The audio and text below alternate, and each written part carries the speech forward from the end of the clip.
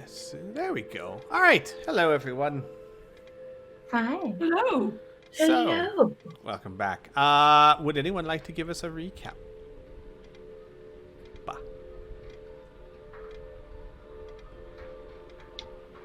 I can do the recap. I have inspiration if nobody else does. That's very kind of you. Throw it at them. Mm-hmm. So last week. Nope, not last week. Week before last. Week before last. Yep. We had talks with a very eccentric is I suppose the word I'm going to use for the old man. He's the truth seeker. His name is Akram. Akram. Could you spell that real quick for me, Squeak? Sure. Yes, his name is Akram. He has a grandson who is his assistant / apprentice or something. And he was very kind of standoffish and a little bit batshit. And he asked us a bunch of questions and was just like, oh shit, you're actually not here to find out who had an orgy behind the other's back. Wow, that's crazy. Okay. So let me interview y'all. And he did, and there were feelings all around, mostly confusion, some less pleasant. And eventually he was just like, yeah, I'll come with you, whatever. Fucking let's do this. And we were like, oh, you mean like come with us. Oh, okay. Of course, it's boring here. It's fucking boring out in the desert. Fuck this what it's shit. like? All people do is come up to me and say, Frank says he didn't steal my food, but I think he did. Which is fair. So he got to come inside the mansion, and Amelia got to put it up, and it's a little extra, it's a little much. It's her first time trying this out, so it's getting a feel for it. And we discussed things and stuff. I believe it was a Ross, Rhea, and Robin who went off back to Corvosa with a teleport scroll, and we're just like, okay, so enough of this bullshit sending stuff. It's taking too long. Just give us the deeds. And they were like, oh, okay. Sure, okay, here's the deeds. And they were like, oh, those are bad. This is bad. Bad things happening. And then a big fat meanie was just like, oh, I'm so superior and wonderful. And also, Cressida, you're gonna have to sweeten the pot for me. And she's just like, fuck you. So can't. Because goddamn.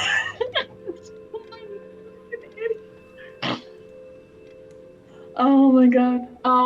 But yeah, so we got information from Mr. Boulay. Creme brulee. Also, I believe it's not Akram, it's Akram. Cram. You messed up, Akram. Messed up, Akram. Yep. So we got information. Apparently, the place that we've been requested to fuck up is like a headquarters for the Red Mantis, and the Grey Maidens. They've got like 2 a corner of the color market just sequestered off. It's really bullshit. We need a rainbow to bring this great city back to its feet because the gays know how to do it. So we need to fix that and destroy, assault, whatever the fuck the gray red mantis maiden place. And that's going to take some time. It's a lot of walking, and then there's just going to be a shit ton of combat. And then hopefully good things are going to happen out of that, but then we also have like a bunch of shit to do out here, so we're just like, fuck it, we need teleport scrolls. And then Weary went to Baboom and was just like, hey, you got some more teleport scrolls, huh, boo? And he was just like, oh damn girl, I ain't got any more, but if you ask me, I can get you some. I fucking got you. I love you, bitch. Never gonna stop loving you, bitch. I mean, this is actually fairly accurate. And she was just like, oh, I don't know. I mean, if this isn't something that you can really do, and he was just like, no. That's not what I said. I said I love you, bitch. You're never gonna stop loving you, bitch. Tell me you want it. And she's just like, I want some scrolls. And he's just like, fucking done. And fucking Shazammed his way out of there, grabbed a shit ton of scrolls from an Illithid, and he was just like, yeah, I got fucked up, but I got you, boo. Missing a horn, half my shoulder, a liver, somehow. I don't know how I'm alive, but I'm here for you, boo. And she's just like, damn, you done did it, son. You fucking here, have some healing. Holy shit. And then at the same time, Aras, Rhea, and Robin are back in the fucking gray, and it turns out that Aras's brother was there, and he's just like, he is fucked up, like, fucked up. Plus side, he's not undead. Downside, he's fucked up. So hopefully we can help a little bit on that. Also on that note, Ross's father has continued to prove that he's a piece of shit. But it's fine because William is going to be coming with us and hanging out, and it's going to be a grand old time. And hopefully we can make him slightly less fucked up. But yeah, they popped back over to the mansion, and I believe that's where we left off. Mm-hmm. So well done, first of all. Take your inspiration, you bastard. Who wants an inspiration? I could always give it to Annika. Baboon gave Mary the shoulder touch. Hey. Hey. Well done, you guys. We ended last session outside the mansion. Baboon had just gotten back to Mwiri, and everyone else had just teleported in with missing Claire, but with a new traveler, and of course all their haunts. So that's fun. And first things first, before anything else happens, as you all can see each other, but you haven't greeted each other yet, and you're still kind of taking in the scene, both of you. Aras. Yes. Your father, who has been kind of quietly moaning about your brother, watches him, and then comes turns to glare at you. You abandoned him, left him.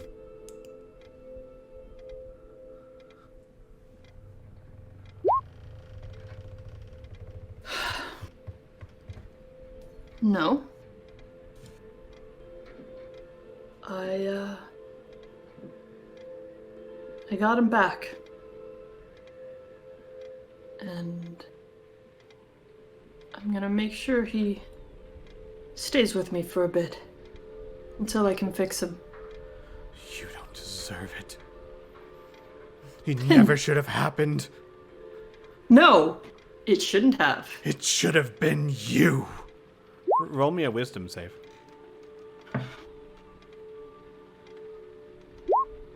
Oh. Oh, okay. Okay, that's good. Ross, Mm-hmm. please take 73 psychic points of damage. Holy shit. Crap. This is a very, very nasty spell. They are getting stronger and stronger, and you have greatly angered him. Maybe not you specifically, but he is very upset. I do not envy you guys. Okay. Are there any other effects that go along with this? I will leave that up to you, but it feels like crippling anxiety, guilt, devastation, like your mind is being ripped apart. Imagine the absolute worst anxiety attack you've ever had to the point where it is killing you. Okay. And all of you see this. There are very clear signs. Aras just had, you have 82 hit points? 86, I think? Yeah. Aras is dying in front of you. And with this anxiety, you kind of see Aras sort of crack a little bit mentally. And then she starts laughing. But not like in a kind of evil sort of laugh. And she stands towards her father and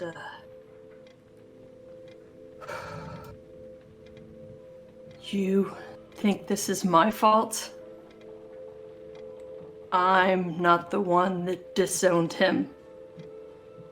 I'm not the one that got him kicked out of the academy. I'm not the one that forced him to have to find alternative funding.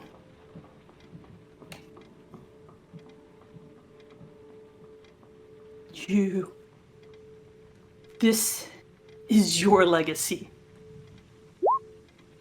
This is what you leave behind. Roll me a Constitution saving throw. Okay.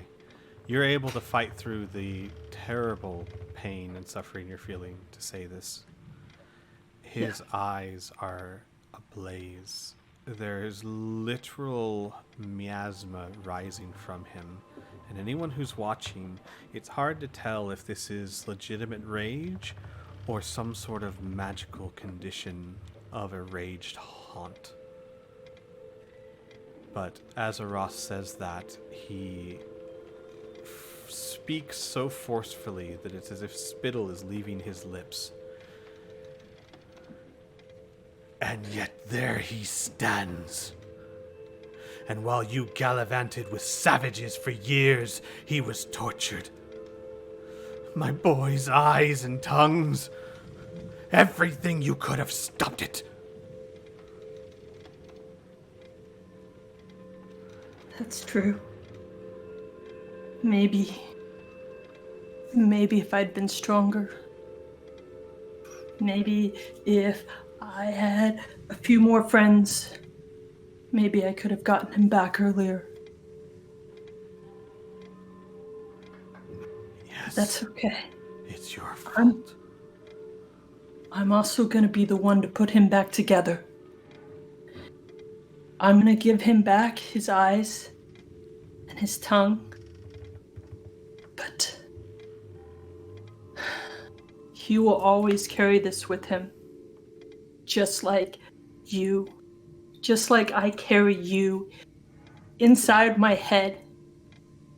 Always every day. And this haunt, when this is over, you get to leave. But you're always still gonna be there. Just like this is gonna be with him. But you're gonna be gone, and I'm still gonna be here. Real quick, I know this is gonna sound really weird, but Robin, I need to grab you for the secret room for just a moment. Yeah. Okay. Hi there. Hi. Hi. I took your advice.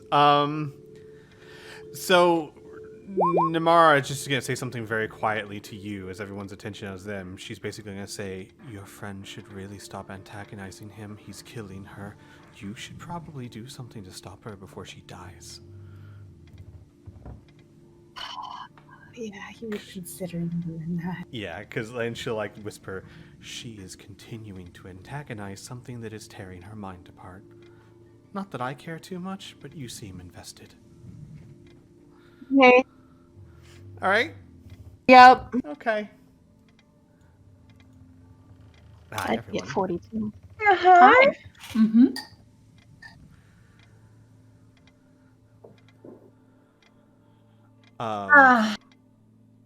Oh, yes. Robin leans down towards Namara. Robin nods. Robin heads straight for Ross and is going to try to pick her up and begin walk away with her if possible. Ross, do you let this happen? I mean, you just lost most of your hit points, so you're very shaken. Yeah, I think she's kind of not really there mentally, so she will just be led away. Mm-hmm. She's like, this is for your own good. Let's take a nice long walk. There is no more conversation that's going to be happening. Instead, I'm going to recite the most boring novel I can possibly think. And will proceed to do so. Think of something she likes. Something super dumb and mechanical he read that he hates. Gotcha. So as you do that, and of course, both your haunts follow you, but at a distance, and as his rage seems to have been spent, he more follows behind and mutters to himself. The figure that is Aras's brother, William, stands there. His ears seem to be working just fine. He tilts his head towards all this, but he doesn't do anything. He's just standing there. Mary, you see all this. You don't see Claire. You see someone new that you haven't seen before who's wearing bandages all over their body. Mm-hmm. Oh, yeah, as she's standing there, probably, like, with the boom half Half dead. trying to support him, he will probably notice that she has clenched her fists so hard that she is now bleeding. That there is blood dripping down her hands and onto the ground, as it was a monumental feat of restraint for her to not try and accost this ghost. And as Robin leads Aras away, she will straighten and take a deep breath. Actually, as that's happening, as your fist is doing that, roll me a wisdom saving throw, please, Mary.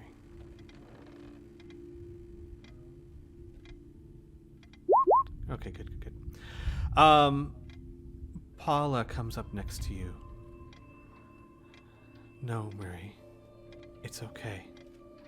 Antagonization is not what's needed here. And you feel calmness drift over you. As if it's much easier to restrain yourself. Not that your thoughts are any different, right? But it's suddenly much easier to control and handle your emotion. As it would seem Paula has a very opposite effect on you that many of the other haunts do.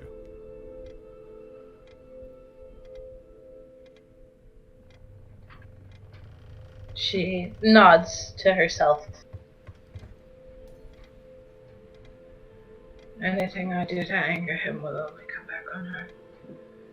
Paula nods. This spell was designed to tear your minds apart. I'm afraid it feeds them.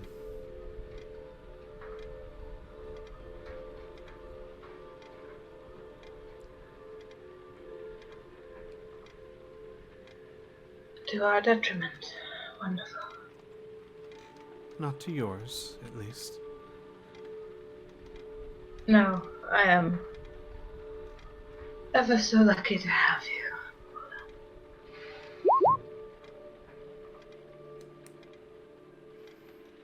So, what are the rest of you doing? You're all still just kind of standing there.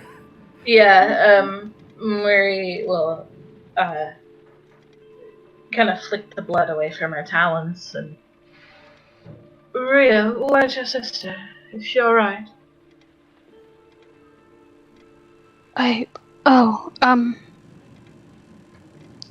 Yes, she's fine. She decided to stay behind. I see. And who is this?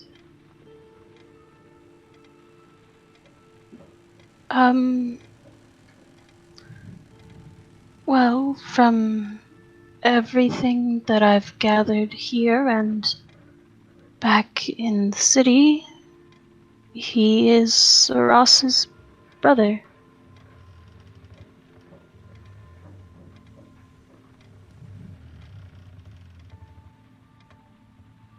I see. Why don't we come inside?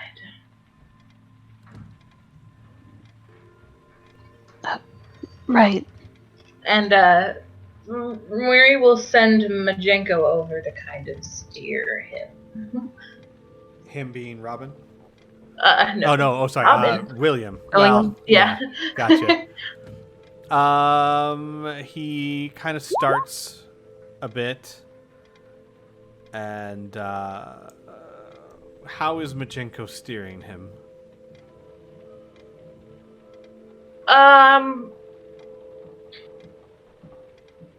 I imagine that he's not a terribly tactful creature. Mm-hmm. So he would probably just give very basic directions: walk forward, stop, turn right, turn left. Gotcha. He would follow the directions obediently. Mm-hmm.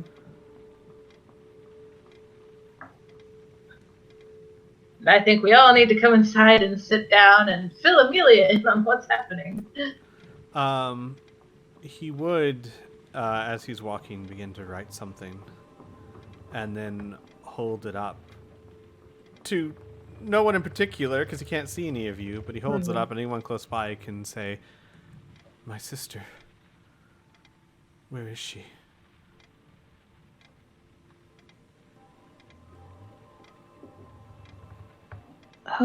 Robin took her for a walk. She's safe. Nods, and then follows the directions. So as we all pile in, and Mary gets everyone situated, can she look him over with his permission, of course, and Yes, just of make course. sure Do a that medicine check he's with covered in bandages. Do a medicine check with advantage. As he is actually helping you. 22. Okay. He has no fresh wounds on him. Everything that has happened to him has already healed over. The bandages seem more to cover up than to keep clean. He has no eyes. They have been plucked out viciously from the scarring. He has no tongue. It has been cut out. His face is a mass of scar tissue, indicating that entire pieces of skin have been removed and regrown through scar tissue, to the point where the scar tissue even starts to hang over his eyes, and the scarring continues down to his neck and to the upper chest. It is very, very clear that this is a victim of very vicious and long-lasting torture. as Oh, there are boy. scars upon scars.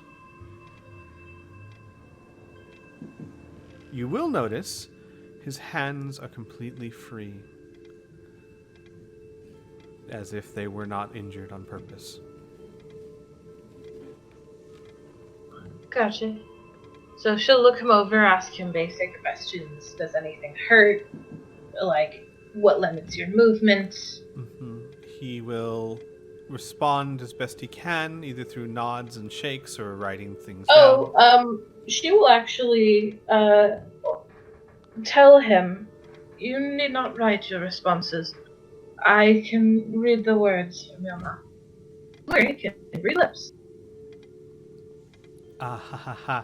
Except that his lips aren't, they're a mass of scar tissue. They don't move like a normal person. So he will have to be very slow and careful.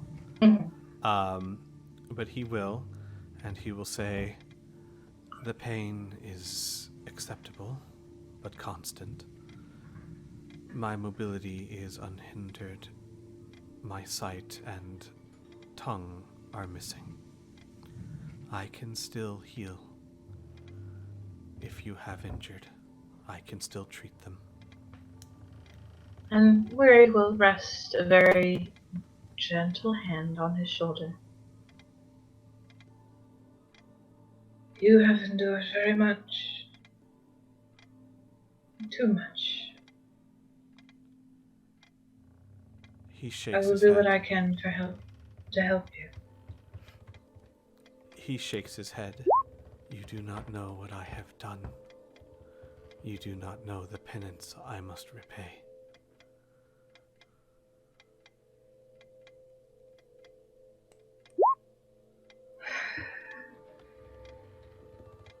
I have found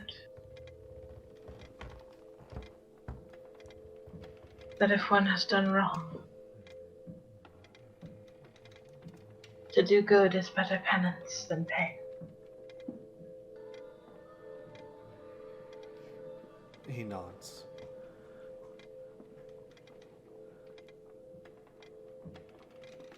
Then point me to where I can do good. I think you're in the right place. But for now, I think the best good you can do is to sit with your sister when she returns. There's a slow nod. And then, slowly, she does not sound as she once did. She died pursuing you. Oh, his face becomes crestfallen. And then he just takes in a deep breath and slowly says, one more death that I must account for then. Mary, we'll give him a hug. Oh, buddy. If you must atone for it, then so must I. I was there and could not stop it. He shakes his head. You are not responsible for the deaths of tens of thousands. I am.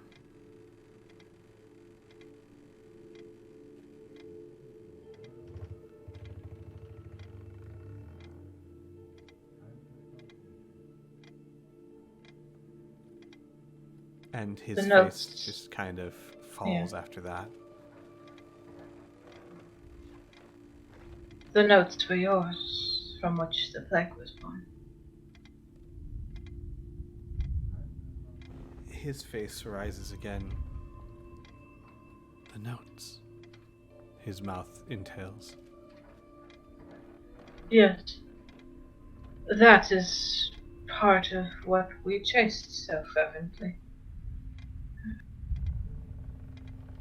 We were able to recover them, but at great cost. He kind of looks to the side, or turns his head to the side, and then back to you. I see.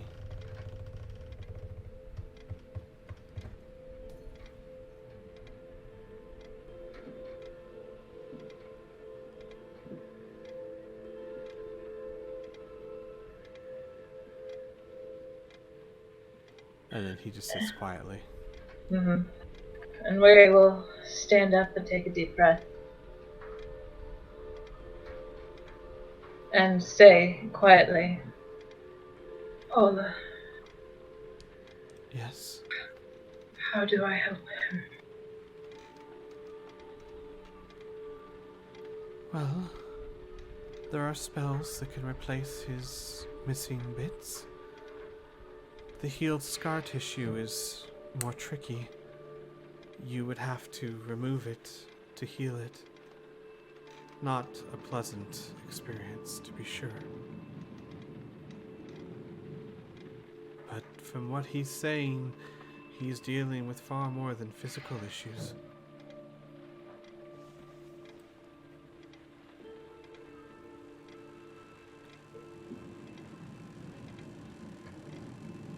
That, I think, is pain I cannot touch.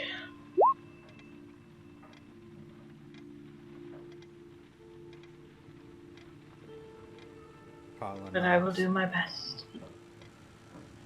You will do better than most, I'm sure.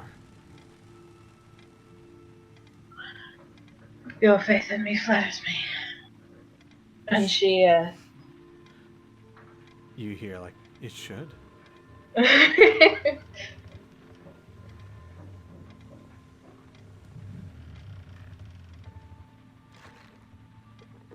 And she has some things she needs to think about, and then she needs to have a chat she has to have with Baboon, but we can cover other stuff first. Mm-hmm. So, first things first. Robin, Ross. How long do you guys walk around reciting boring tales? What's going on with you guys? Till she seems calm.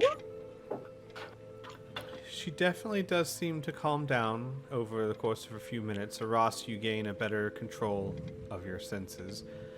The attack resides, and after it resides, all that's left is just pain.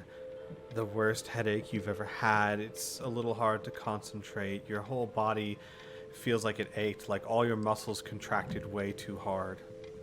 It's just painful.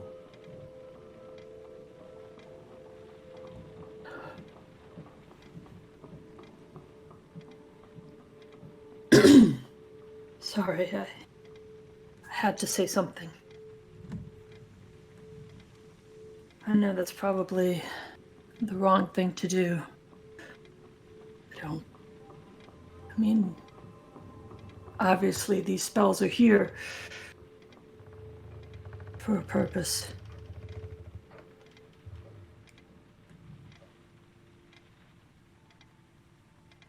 It's just quietly nodding.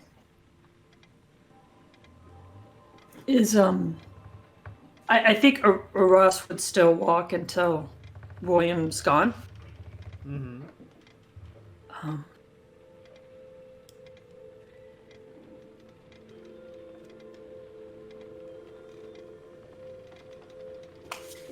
Once he does go away, although I'm not sure how late that is or how long they're here, but Robin will wait till that's gone before he has a conversation with Ross. Until then, he's just going to keep her distracted. Would you prefer I wait for that conversation? No. Luckily, the Haun's 3 hours were almost up as it was. They were with you guys for the most part already. Okay. So about 5 minutes into your walk, they fade. Robin will lean down and will say very quietly, "They're getting too strong for you to disagree with. You should probably just let the dead be dead until we can get rid of this. Otherwise, we're going to find ourselves hurting. Are you alright? You've got blood on your ear." He'll, like, dab at her ear with this cloak. Yeah. Thank you. Mic off. I just... I think those... well, demons... scars, I guess, from her childhood. Sometimes it... standing up to them sometimes is important. Sometimes it can be more than it's worth. Did it help you feel better to finally say something? Yeah. I think it did. Good. Don't go making a habit out of it now, as I'd hate to see you die from such a pathetic spell, and kind of shrugs uncomfortably at the idea of his own. Do you want to head back and lay down? No, I need to check on William. All right.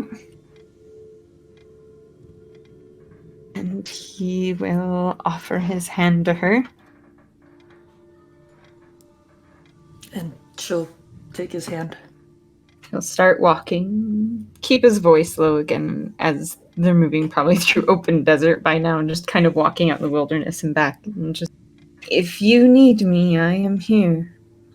I mean, it's not only, your brother's struggle, but your own.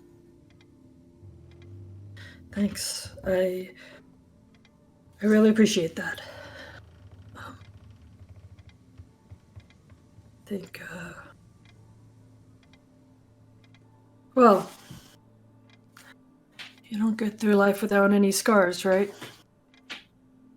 He grins very widely. Exactly. That seems about right. And he'll try to find Miri, because he assumes if anyone's wounded, they're probably with Miri. Right. You guys make your way into the mansion, and where you have left Robin. I mean, not Robin. William, not completely, but I mean, for the moment, you've moved away from him, right? Yeah, she's gotten him food and sat him down in a place where he's comfortable, and I mean, probably aimed Rhea at him and was like, "Go sit with him." So Rhea, would you have gone and sit with William? Fucking, I guess. Yeah. Right? Like, Rhea's like, oh, okay. You're the feel-good person, Rhea. That's what you do. Rhea, you would notice, of course, when you get back, Shala and Iso would have greeted you with the hugs on both sides. And then you would all kind of sit around William, and Shala gives you some glances and kind of mouths like, is he okay? Well, Charlotte had gone with us. Oh, that's right. I'm sorry. She had. I forgot about that. Silly DM. No, so she would just sat down with him. I thought it was Oh, just I didn't think she went with you guys. I thought it was just Claire. She did, because we announced the engagement. Oh, shit, that's right. Well, I'm a bad DM. She would have just sat down with you. Iso, on the other hand, would have kind of walked around in front of him and started kind of quietly looking at him. And Robin and Aras, as you come in, she has opened his mouth and is looking inside. And he's completely not doing anything to stop it. And she kind of recoils a little bit and she goes, oh.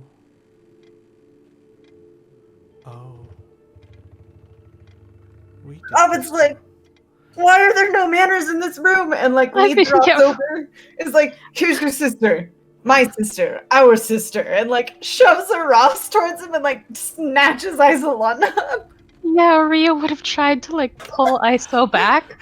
Don't just go digging through people's mouths. William didn't seem to stop him. But you guys pull him back and Iso just kind of shakes her head. The way that his tongue was cut, it was the way I was taught. You start at either side. You cut one and then the other, and then you twist it until the rest comes off. It's incredibly painful. I think we did that to him. Well, not... you know what I mean.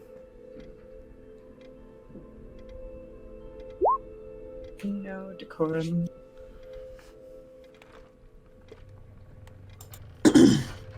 Ross, you would have heard that. It was low, but you would have heard it.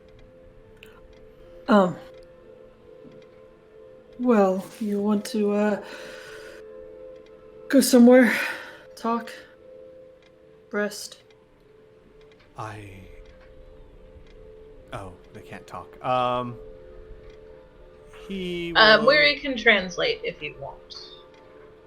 he will start to write, as he doesn't know that, unless Muiri says something. Oh, you know what? Majinko can talk to him telepathically. Mm-hmm. And then transmit what he's saying if Majinko is willing to do yeah, that. Majinko will sit on his shoulder and will communicate with him telepathically for a little bit, and then Majinko will look to Aras and say, I am fine for the moment. I have rested far too much as it is. Please, if there are wounded, let me care for them.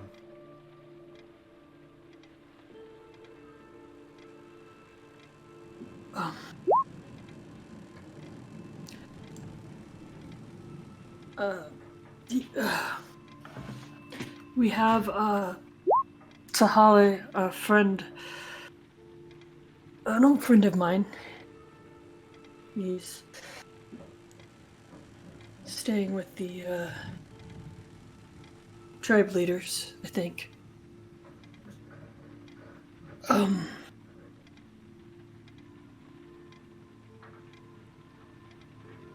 You know, I'm suddenly not feeling so good. I've got a really bad headache. He immediately starts digging in his pack and pulls out a small tonic. And then Majinko would say, is there water? We could mix this. It will help.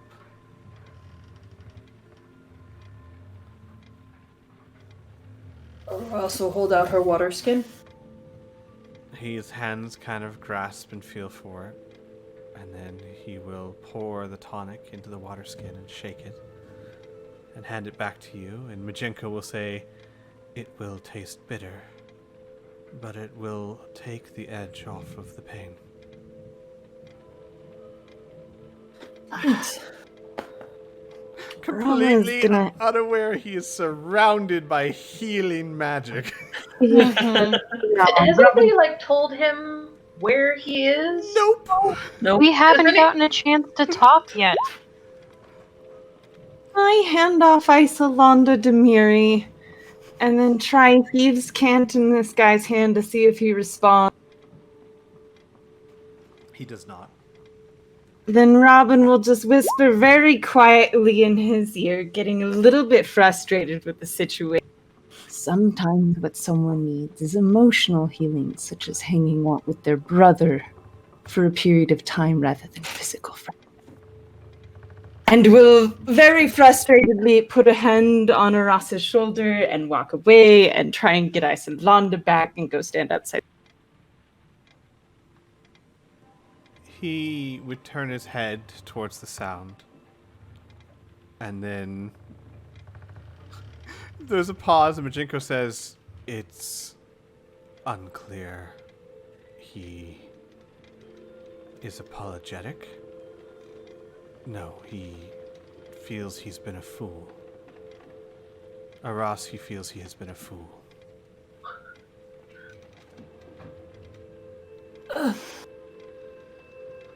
What do you mean?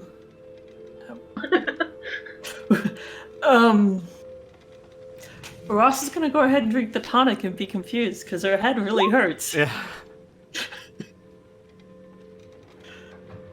Do you want to talk somewhere else? Do you want to talk here? There's a pause. It would seem there is no way to talk without at least one other knowing. I think he means me. So, talking here is as good a place as any. He is very grateful for my assistance. You're welcome.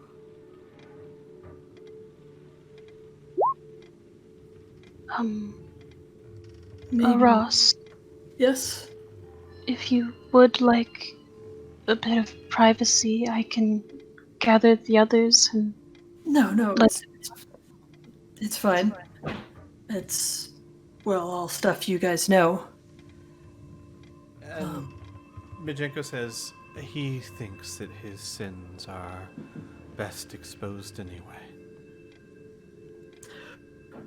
Ross will dig in her bag of holding and pull out her brother's notebook that she still has. And it looks like very worn, much more so than when you guys first had it, or even after the healing of the plague. And she says, well, you know, I kept this for you. It was extremely helpful. And I tried my best to make sure Gadrian didn't get it. And when he did, I made sure to get it back. She is holding out some book. It looks handwritten in some form of journal. As Richenko's like talking to him, narrating what you're doing. Yeah, it's your notes from that night when you were working in the lab. His hands would slowly reach out to yours, like in that searching manner. They would Oh, find... she like hands it out right to him, so it's like right there in his lap. He will take it and put it back in your hands and close your hands over it. And Majinko says, really? He says that he does not deserve this, that you should keep it, that he has betrayed all of his work. Whatever that means. You didn't betray anything. You held out long enough for me to get stronger and to find some friends. He says his weakness. Oh. He created the plague, Aras. I know. I know you created it. And I know that it was... I know that it wasn't you. You weren't in control. It wasn't your choice. I know that it was Rolf and Gadrian. You were simply a tool that they used. There's a pause as Majinko shakes his head. Let's just say he disagrees. Apparently, he thinks he should have been able to withstand even more torture than what he's already been through. And then he flutters his wings. You mortals have always been difficult to understand sometimes.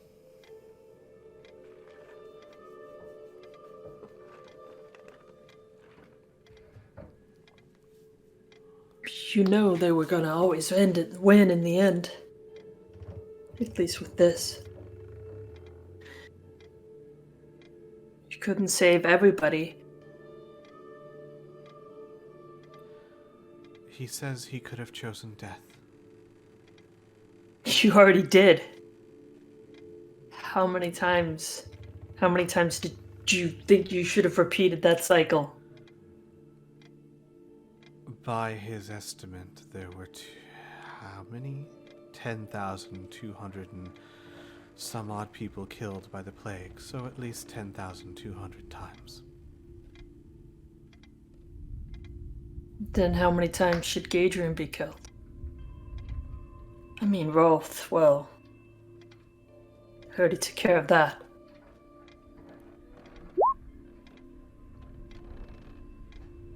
Roll me a persuasion check.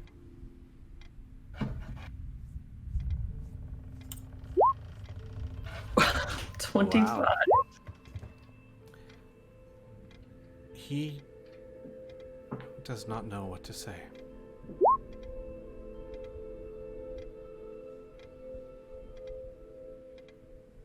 Well, I'll say thank you for helping to find a cure. Thank you for taking so much time and everything you endured to delay them. Majenko holds up a claw. Aras, your words are paining him. Okay.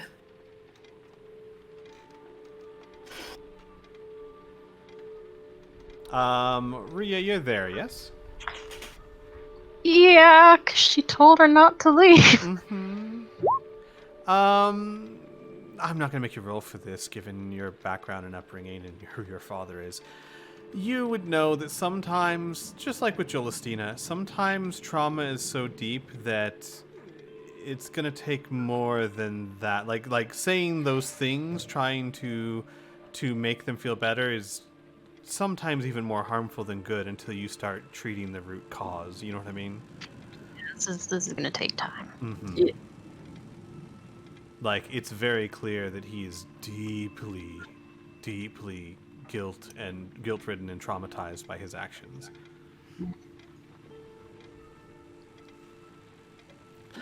All right.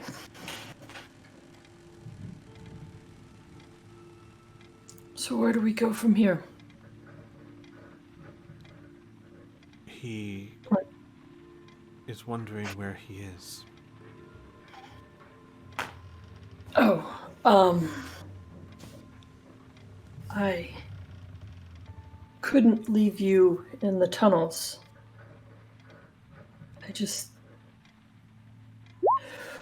We are outside of Corvosa in the Cinderland. We have a few things to take care of before we can go back to the city. He then rises up and puts his arms around you, and Majenko flutters off and goes, "He wants me to tell you he missed you."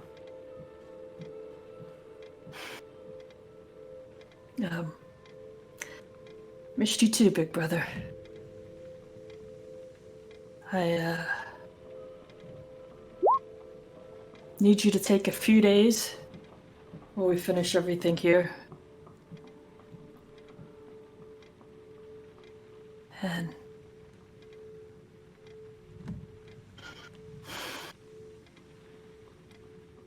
He says he does not need more rest, that everyone has pushed rest upon him for far too long. I'm not suggesting you rest. I need you here for me. I need to know that you're safe. And then once we get back to the city, then I know that Ria can find a place maybe to help with the water.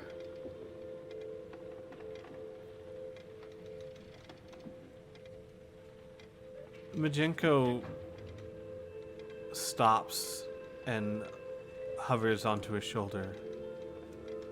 No, I will not tell her that. And there seems to be a bit of frustration, and your brother grabs his notepad and begins scribbling something on it, and then holds it out to you.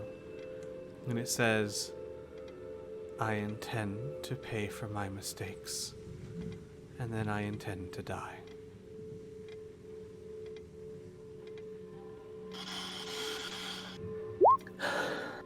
That's your choice.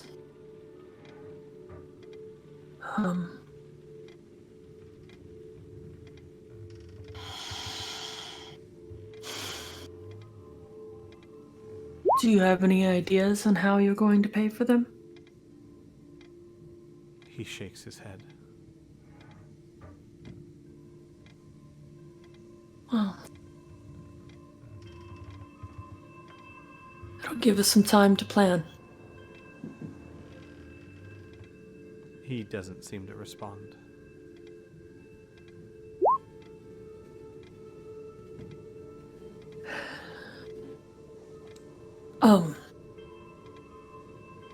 Rhea, did you get a chance to...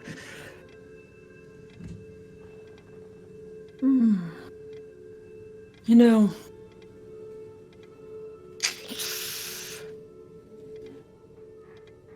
Maybe we should talk inside the mansion. You are inside the mansion. We all About... Okay. Sorry, I didn't... Inside the other mansion, Rhea. Yeah. No, I always get those two confused. sorry. It's fine.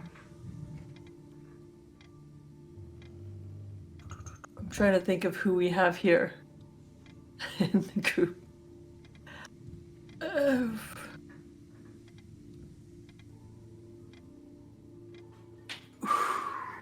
Amelia, who's I forgot who is the person, the keeper of the mansion? Amelia currently. Oh, you're Amelia's the not mom. there right now. No, yeah. you mean the maitre d'. It's Ilda. Ilda, Mom, yes, yeah. that's right, I forgot. Ilda, maybe can you find a room for William? Of course, I can. Right this... Oh. And she'll, like, walk over and take his hand and start leading him away. Thank you. Of course, dear. Make sure to eat something.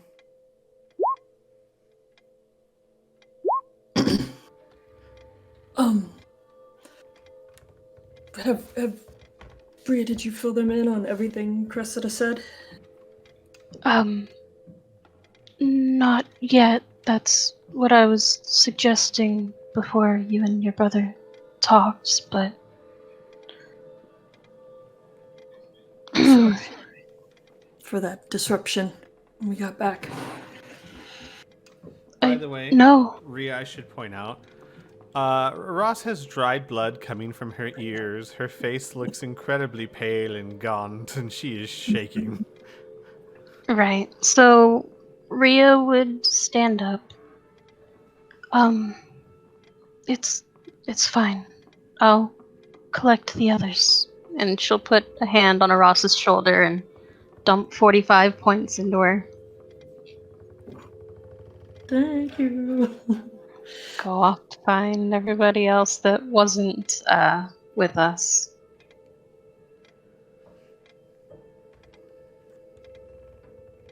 Okay. So you're all easily gathered, I would assume. Yes? No. Before Yeah. can I have a chat with ISO? Absolutely. And also, before we do that, Amelia, what you doing? What you up to? She was quarantining herself away from others because Rolf is a dick. Uh-huh. Uh-huh. Hmm. Uh-huh. Probably just reading, Gotcha. All right. doing her best. We'll get back to you in a second then. Oh, Oh, is there anything you wanted to do, or? no, just... Okay. No, that's fine. That's okay. All right. Okay. Yes, Robin. ISO is with you at the moment.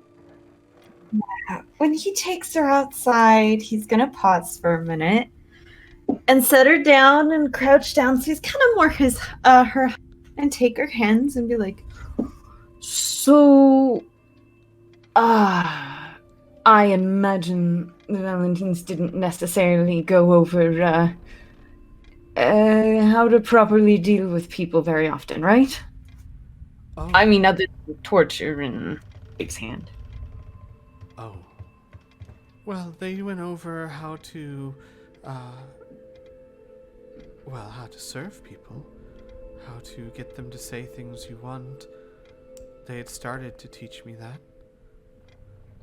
So here's the new rule. You're going to forget every single thing that those people taught you. They are not your family, they are not in relation to you, they have nothing to do with you from now on. Particularly when you see someone who has, say, had their tongue cut out of the mouth, you probably shouldn't describe the process in front of them. You understand how that can bring back some negative memories. Oh. Oh, I didn't mean to do that. Oh. Not something you were taught, though, right? Well, no. It was that kind of, and she's like struggling. It was just talked about as if it was normal. He will just make sure she maintains eye contact and nod and say, "It's not normal anymore, though, is it? It's not something that we do, is it? No, So not it's at all. to forget. You don't need it anymore. We'll replace it with," he ponders, "new fabrics from different places of the world. How about that? We'll get you a large scarf collection or something." So, if someone is injured and I can tell how, don't describe it to them. He nods. But what if describing it to them could help them treat it? Then that's acceptable. I But see. when it's someone who looks that wounded, probably mentally as well as physically, as I'm sure you've seen a number of prisoners go in and out, we don't really want to hurt their feelings. They're probably sensitive, and with a Ross standing there, it might make her a little queasy too. I suppose I understand. Oh, Robin, I was horrible, wasn't I? He shrugs. Luckily for you, you're still considered pretty much a child, and pats her head. So it will be immediately forgiven. You can apologize if you want to. I'm not going to make you. You didn't understand, but we'll just be more cautious from now on, right? Yes, absolutely. And if I'm being inappropriate, you'll tell me, right? Have Edgar poke my ear or something. He nods. I can have him bite you, I guess. Yes, all right. She nods. I don't want to be inappropriate. It's just gonna take time and something to learn. Did you have a good trip? He smiles very widely. It was informative, yes. It was nice to be in a different place. I get a little bit stagnant. You'll see it. No, you won't see it soon. You're not going there, actually. He puts a finger to his chin. I'm gonna have to figure somewhere to drop you off for a few days. Not now, but soon. Drop me off. You're leaving me? We're going to have to go into a prison of some sort. And it is your family's enemy prison, so I'd prefer not to take you. I won't leave you for long, and I'll always be here. You can feel me. And he, touches his chest and hers. She slowly nods, but it's too dangerous. They're looking for me. That is right. Yeah. Well, I'll miss you. He beams with such happiness. I'll be back soon, and it's not for a few days. Okay. And he'll pick her up and be like, "Let's go get Amelia to tell us about nature or something to keep us distracted while they have that showdown in the tent that I really don't want to be a part of." Mm-hmm.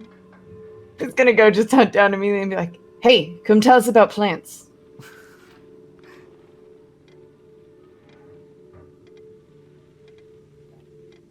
Amelia, do you tell them about plants?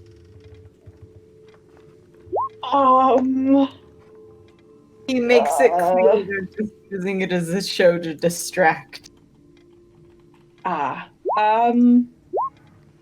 Yes, she talks all about the plants and things. Gotcha. So Ria, don't you said you were gonna go around and collect everyone, correct? Mm-hmm. So you find Robin, Iso, and Amelia talking about different types of pretty flowers. Robin's like, what's this? And Amelia tells him, and he's like, but what's this one? And she's like, that's the same thing. And he's dumb with this. Yeah, she's just like, that one hasn't bloomed yet. Oh, Robin, that's okay. rock. He puts the rock down.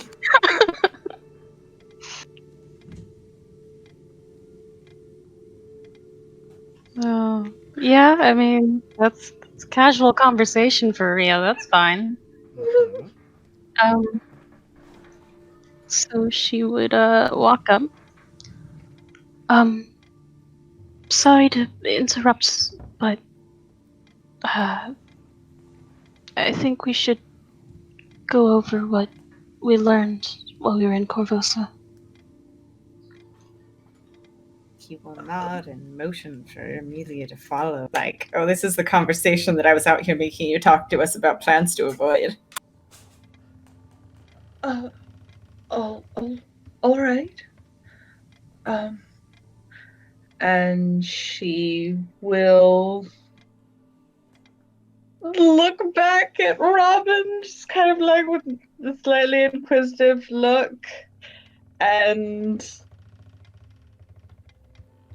roll an insight. Did he actually like mention that he was trying to avoid something, or? No, but it was very clear because he was like checking back at the main tent every few seconds. Oh yeah.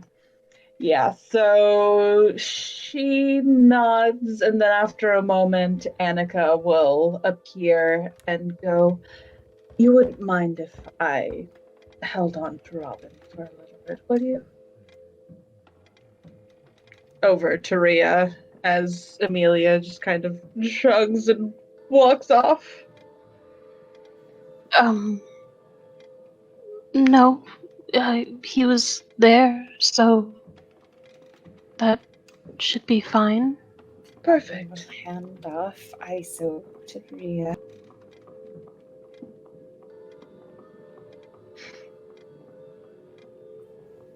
She'll take the baby and start walking, I guess.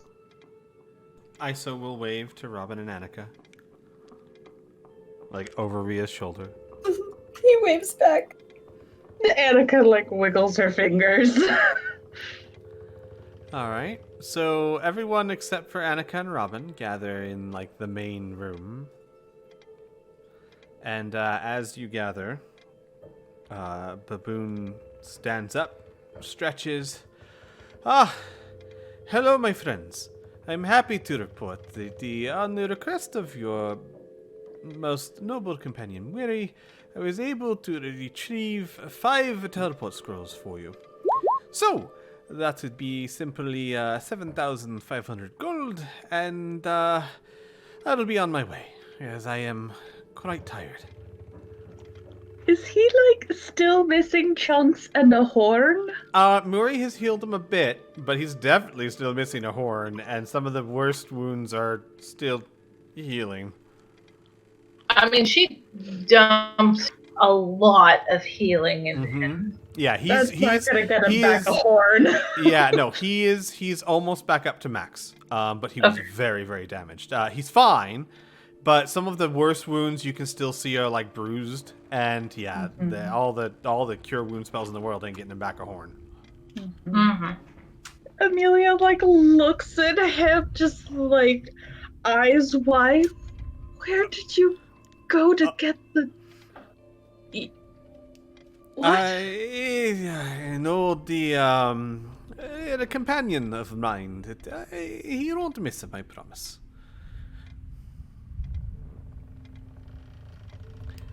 He's got Annika's one of those not like. here, so I can't make that joke. Okay. Oh my god. She just like nods slowly. Oh, and if you see Robin, I have an order for him as well. And he kind of reaches in his robe. and pulls out 3 more scrolls. Payment has already been agreed upon, so if you could, just get these to him. Hey, Robin, Annika tells you that your order is ready from Baboom. Oh, wonderful.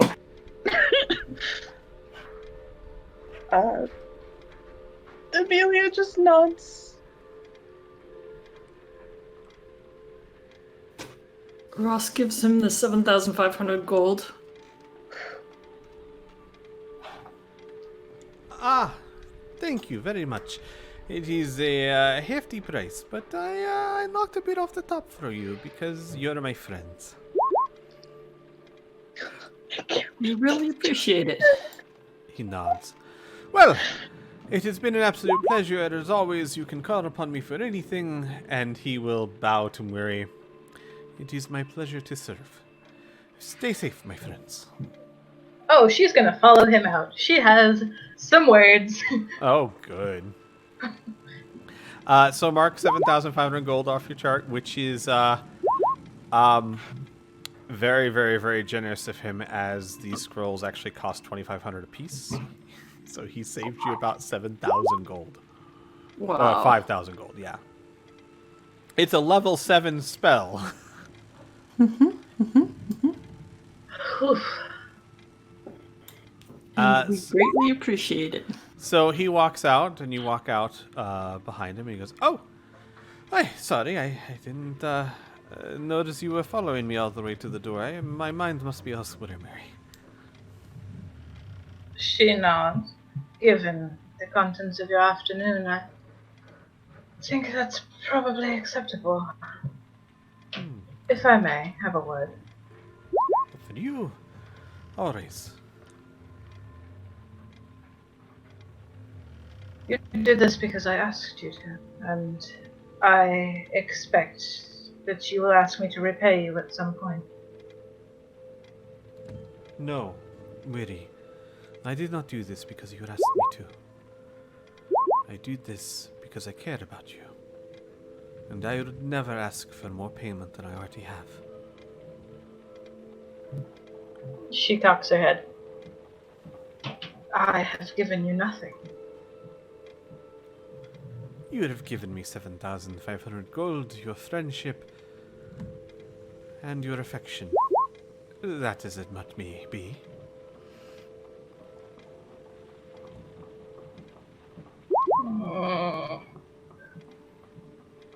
And then he kind of like pauses. I mean you've been very kind to me. Not affection's not the right word. You have been very sweet to me, really.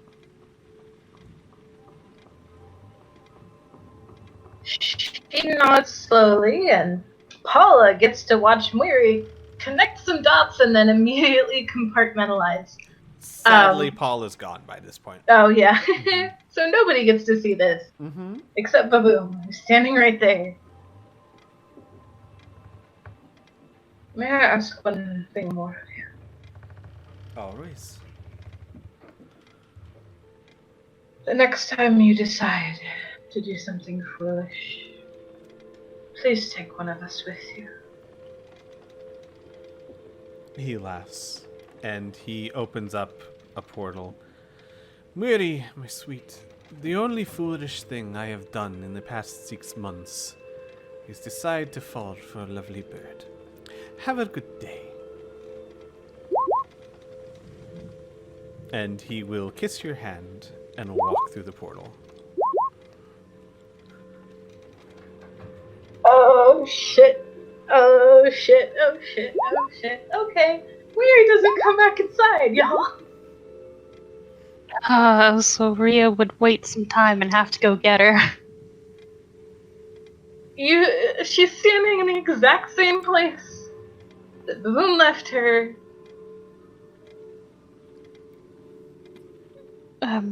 Just sort of staring out at nothing. Weary? She whips her head around as if she was so deep in thought that she didn't actually hear you coming, which is extremely rare for her. Sure, her passive perception is huge. Yeah. fact that she was just not paying attention enough to, like, use it. Mm-hmm. Distracted. Yes, sorry. Yes. Is everything okay? I'm feeling rather foolish, but, yes, I'll be fine. I have many things to think about. What do you have to feel foolish about?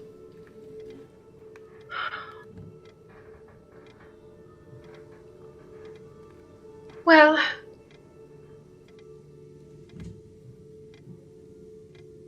I like to be able to observe the world around me.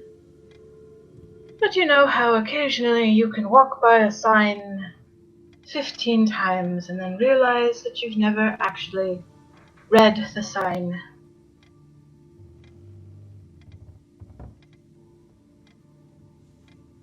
Have you ever gotten that feeling?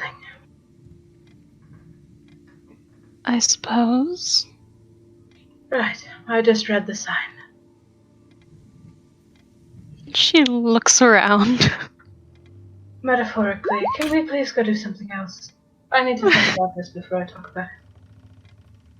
Oh, Which is also very rare for Mwiri to be like, we're not talking about Mic this right off. now. unless it's her own shit. Eh, So, she would head back off to where she's got everyone else gathered, making sure that Weary's following. she is. So you finally collect everyone in the room, Finally. with the exception of Robin and Annika. If And- another one of you assholes walks off. Poor Rhea. Playing I know. fetch. Don't you have a dog for this? Right? You see, He's too big to fit. you see Flack wandering off. No. Vin Carlo goes. So, how's old Booley? Oh,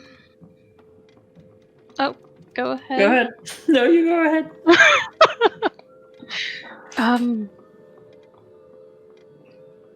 He's fine, I suppose. She gives him just a curious look.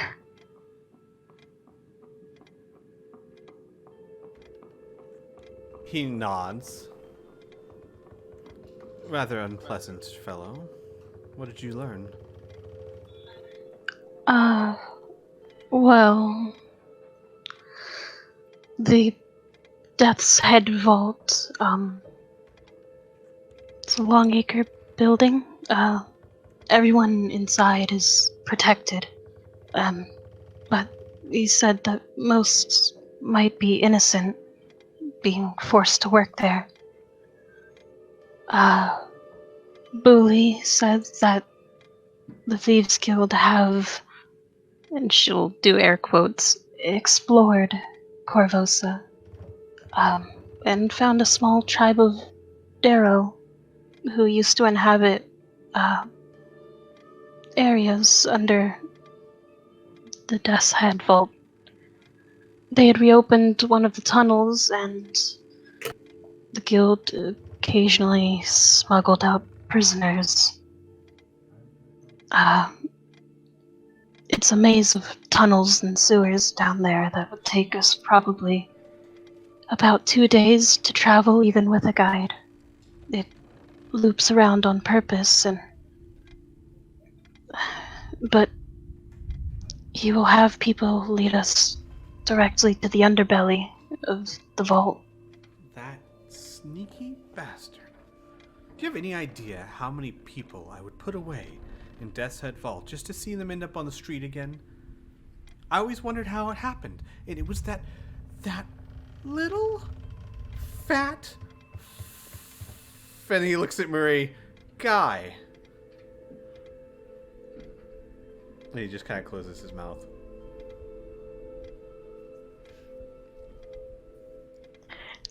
Rhea just kind of looks at him for a moment and looks around and nods to herself. Right. Well, in addition to that,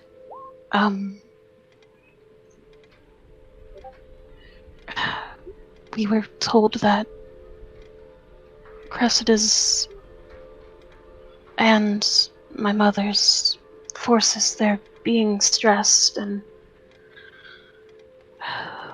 while Bully can get us in to push down on the vault, which is being used as a headquarters of sort for the Grey Maidens and Red Mantises, they don't know their exact numbers. Maybe 200 or more Grey Maidens and about 30 Red Mantis.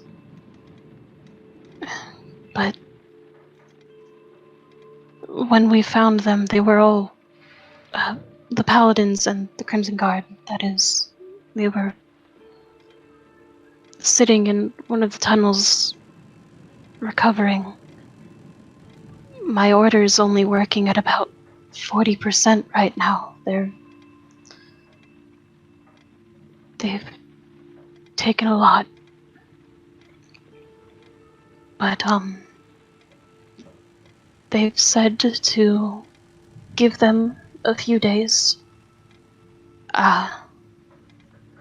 to rest and recover. They'll pull back from fighting for a time so that when we return, they can cause a distraction long enough to get us the time to go inside the vault and do what we have to do there.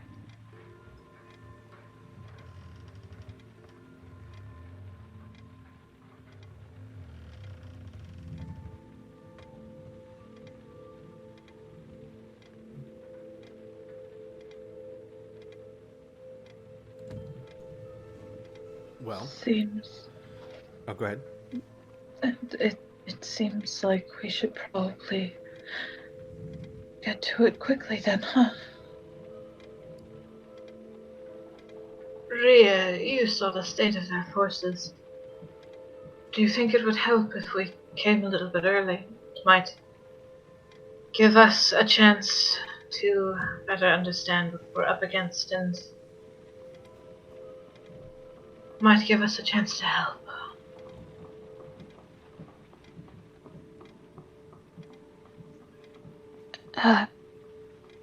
Help how? I can exhaust myself for a few days, getting some people back on their feet. She shakes her head. No, they're paladins.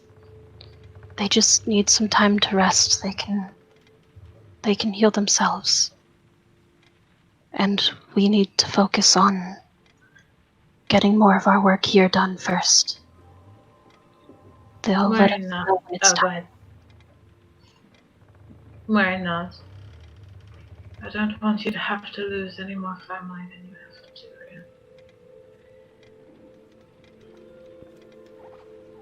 Rhea. And she gives a sad smile and nods.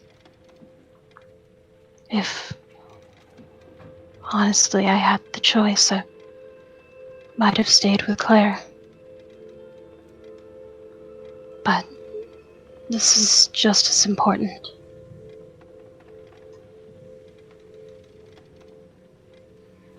An old, wrinkly hand raises up in the air. Excuse me? Question, Akram says. About that whole work you're trying to get done here. I got the gist. You're trying to convince the Sun Shamans that you're Shawanti, but I don't know the details. What exactly are you trying to do? Like, do you have a regimen?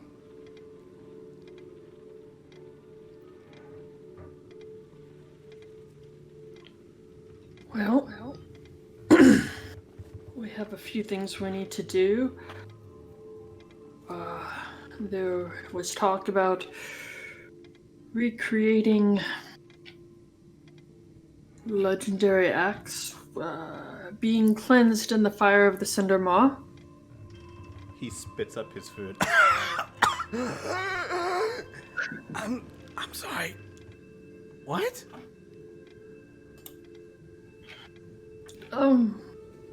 Recreating a heroic act.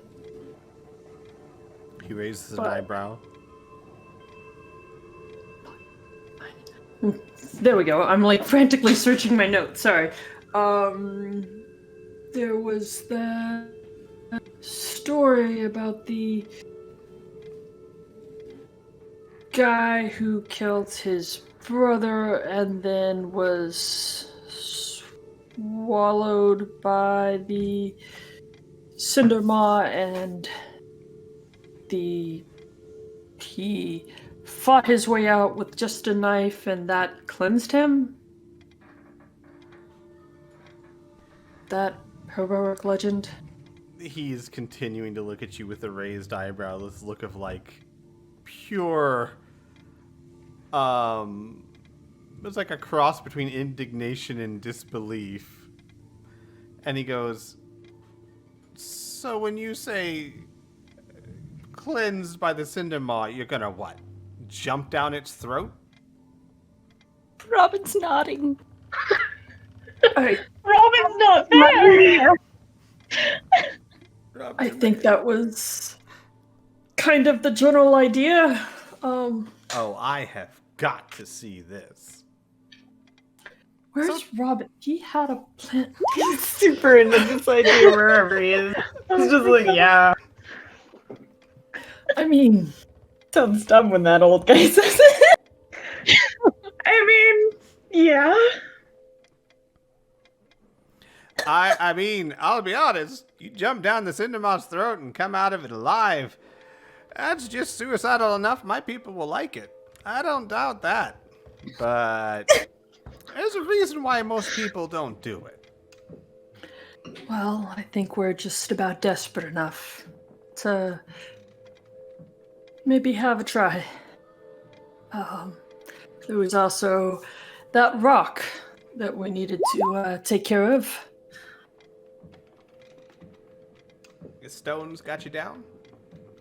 Nope, the big flaming bird kind that attacked Wicked Claw. Oh. That rock. Mm-hmm. He kind of shrugs. Right. Well, so I suppose that throwing yourselves at monsters that can kill you is a theme. Yeah, that's... Did you have suggestions on something less? Amelia pauses. Lethal? Oh, no, actually, not really. Not that I can think of. My people, as much as I love them, sure do love to kill themselves. Pound their chest, get their war scars. You know how it is. She starts to nod and then slowly shakes her head, just no, it's stupid. It makes no sense. Maria just looks concerned. Sometimes strong people can only understand strong, reckless actions. That doesn't make any sense. Amelia nods. Well, Does any of this really make sense? Amelia shakes her head. Akram kind of shakes his head too. So basically, prove you're crazy enough to be Shawanti. That oddly does make sense. So, anybody have a preference for what we do first? What time is it, DM? It's fairly late at this point, wouldn't it? It would be 8:40 p.m. Mountain Standard Time. Specifically. Yeah, it is fairly late in the his day. set, Yeah, yeah. it's late in the day.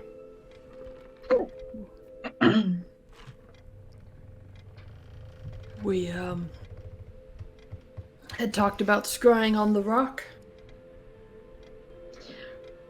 Well, that might be something that we want to do after we've taken care of the, mission in Corvosa. Or were we putting that off for a bit? We don't know how long it's going to take to track it down, or if we would be able to teleport directly to it. And we could be in the middle of hunting it when we get called to leave. Amelia nods. But we have the mark of the Thrall Keeper, and that's gonna wear off in a few days. So maybe we should go directly to. Okay, so real quick, it's the Scone Claw that we need to go to. Mm-hmm. Mm-hmm. Yeah. Over to Flameford. So to help you guys, because it has been about 2 weeks, to let you know, the Flameford is where you can go to take the Trial of the Sun and to talk to the Sun Shaman.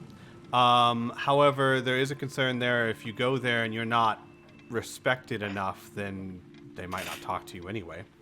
In other words, the more street cred you have when you go, the better for you. Mm-hmm. But you can So always that go there needs at to any be. time.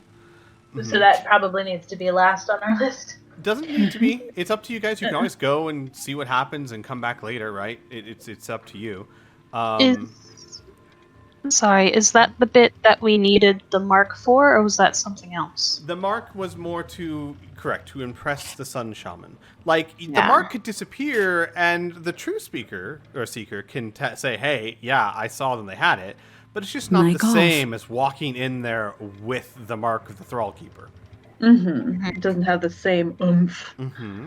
After we show up, though, we could just, after people saw it and everyone knows, we could just go somewhere else and come. Mm-hmm. We do need to I make an mean- appearance, though, before they're out. Yeah, we could be like, hey, here, we did this thing. Also, we're gonna go and, fuck some other shit up. Peace out. And how many teleport scrolls do we have? We might 7. be able to do everything within 3 days. If we We just can. boop around from one area to the other, yeah. Oh, We that's can't. gonna, that's gonna be a You have lot. 7 So total, what order? I believe. You have 7 total Yes. scrolls. We How? have 7. Yeah, and how many days do we have left on the Thrallkeeper's mark? We have Four. 3 days, I think. You had, let's see, so it took you, from the time you got a day, you have, I will say 4 days left. Could be 3, I'll say 4. Because God is generous, we have 4 days. I would honestly say that we should head over there first. Like I said, make the impression, be like, hey, we're here. We're gonna go do a thing now. I believe that's also where the person that Amelia and Annika needs to talk to. Cloud Glider. Can we tackle the Cindermaw first and then go? Since You want to go be You- suicidal first? You really, really, really want to do this, don't you? There's something to be said for first impressions. If you walk into that camp having tackled the Cindermaw and the Rock and have the Mark of the Thrall Keeper and a True Speaker, I mean, there's something to be said for that. Let's see how much we can get done before these are about to run out, and then when they are, we can just teleport straight there. Isn't where we are kind of the general area that we were thinking the rock was? no, the rock was further east of us. Yeah, correct. But how further east, you don't know. All you know is they headed east. So, here, let me make a thing. My thoughts are that we do the Cindermaw. We scry on the rock tonight. We go do the Cindermaw in the morning. See if we can find the rock again tomorrow night and go there, and then go to the Flame Ford. So, Are we And then avoiding where's the little town of Ergland for any reason? Well, you've never been there, so you have no reason to. Well, I don't know, Ross. Roll me a. What would that even be? Knowledge history check History? with advantage. Mm-hmm. Oh, wait, okay, I'll do it twice. That's fine. You've passed it. You don't have to avoid them. It's just a permanent tribe of Skonquaw. It's not like it's like Flame Forward, but it's more permanent. It's like a trading post for all the Shawanti run by the Skonquaw. The Skonquaw typically aren't the fondest of outsiders. Some may kill you before talk to you, but not all. It's up to you. Yeah, they don't like outsiders, and you really kind of have to have made a name to have a reputation with them. I mean, you met Krojan. Mm-hmm. He's not the easiest to impress, and wasn't only mildly impressed with the Thrallkeeper's mark. But I feel like the Cindermaw is something that even he can't blow off as luck.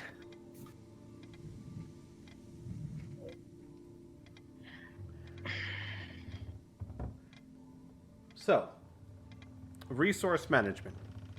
Let's say you scry and you find the rock. Teleport scroll to get there. Then, Aras, I believe, unless you want to skip that, 1,000 Bones wanted you to see him before you went to go Cindermaw, so teleport scroll. Cindermaw, teleport scroll. Flame Forward, teleport scroll. You still got 3 left. To teleport back to the city. So Might one wanna to city be- and then one to here. Yeah, we might want to be careful teleporting over to Cindermaw, because I don't believe any of us have been there, and our rolls will be kind of iffy. Yeah, we might end up in its mouth. Yeah, not to mention it's a fairly large area. Mm-hmm. Though I will say that if you don't teleport there at all, it's going to take you a good, let's see, give me a second here. So that's 60. That's a good, almost 100-mile trip. Yeah, I mean, I'm not saying we don't. We need to be careful about who. I do have a question. So the teleport spells can. Excuse me. Is it 9 people plus the caster? 7 people plus the caster. 7 people plus the caster. We have way more people than that. Yes, and we what do. are we gonna do with the cards? Maybe they should start making their way towards the Flame Ford. Blah blah words. Okay, is it safe to send only a few people to the Flame Ford? Perhaps we can get one of the Linqua of this tribe to go with them as an escort. You could always ask those moon maidens. They seem quite fond of you.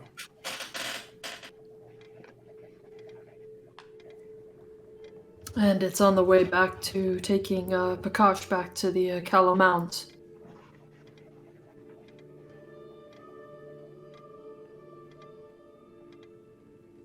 Alright. Okay, so we have a plan for those. Okay. I would say that if you left most of the combat NPCs here, took a couple with you, and had the wagons travel back, the moon maidens would be happy to go with you. They'd be fairly safe. There's not a whole lot you can run into that would be bad enough to take down all of your combat NPCs. They roll the red dragon. Yeah, I mean, there's that.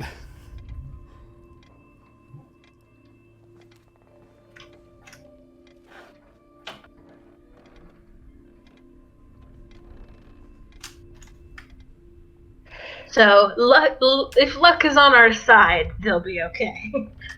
I will say Akram and Aras could give you a fair bit of confidence that the chances of them running into something they can't handle is slim. Okay. Are we required to take Akram with us? Are we counting him in the 7? I'm sorry, it's actually 9. You're right, or else it's 8 plus the caster, so 9 people. If you want him to be able to speak truthfully of your deeds, you probably should take him with you. Mm-hmm. Yeah. I figured we were taking him on the like Cinderland stuff.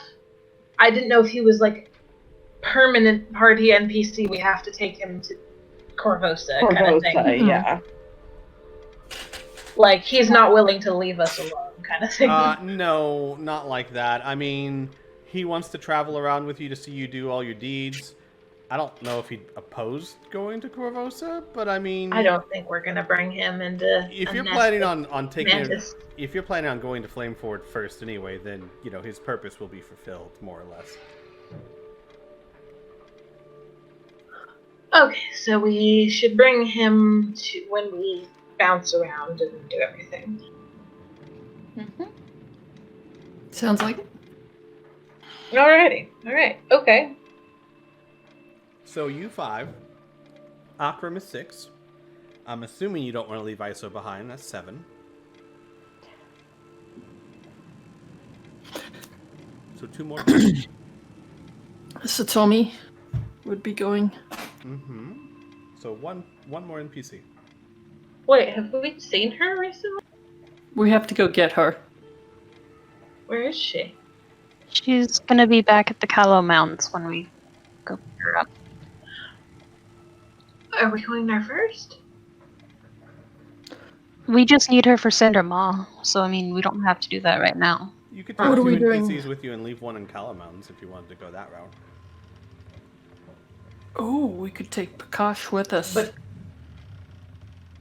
Dropping ISO off before we teleport out. Calamount should probably be just before Cindermaw. That's true too. Mm-hmm. So you could still take 2 NPCs with you and then leave ISO in the Cala Mountains if you want.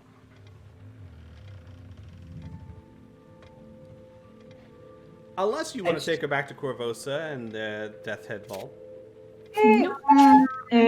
Let's not take a 12-year-old execution to death. But I feel Yeah. like all the NPCs would be safe if we left them at, say, the Callow Mounds.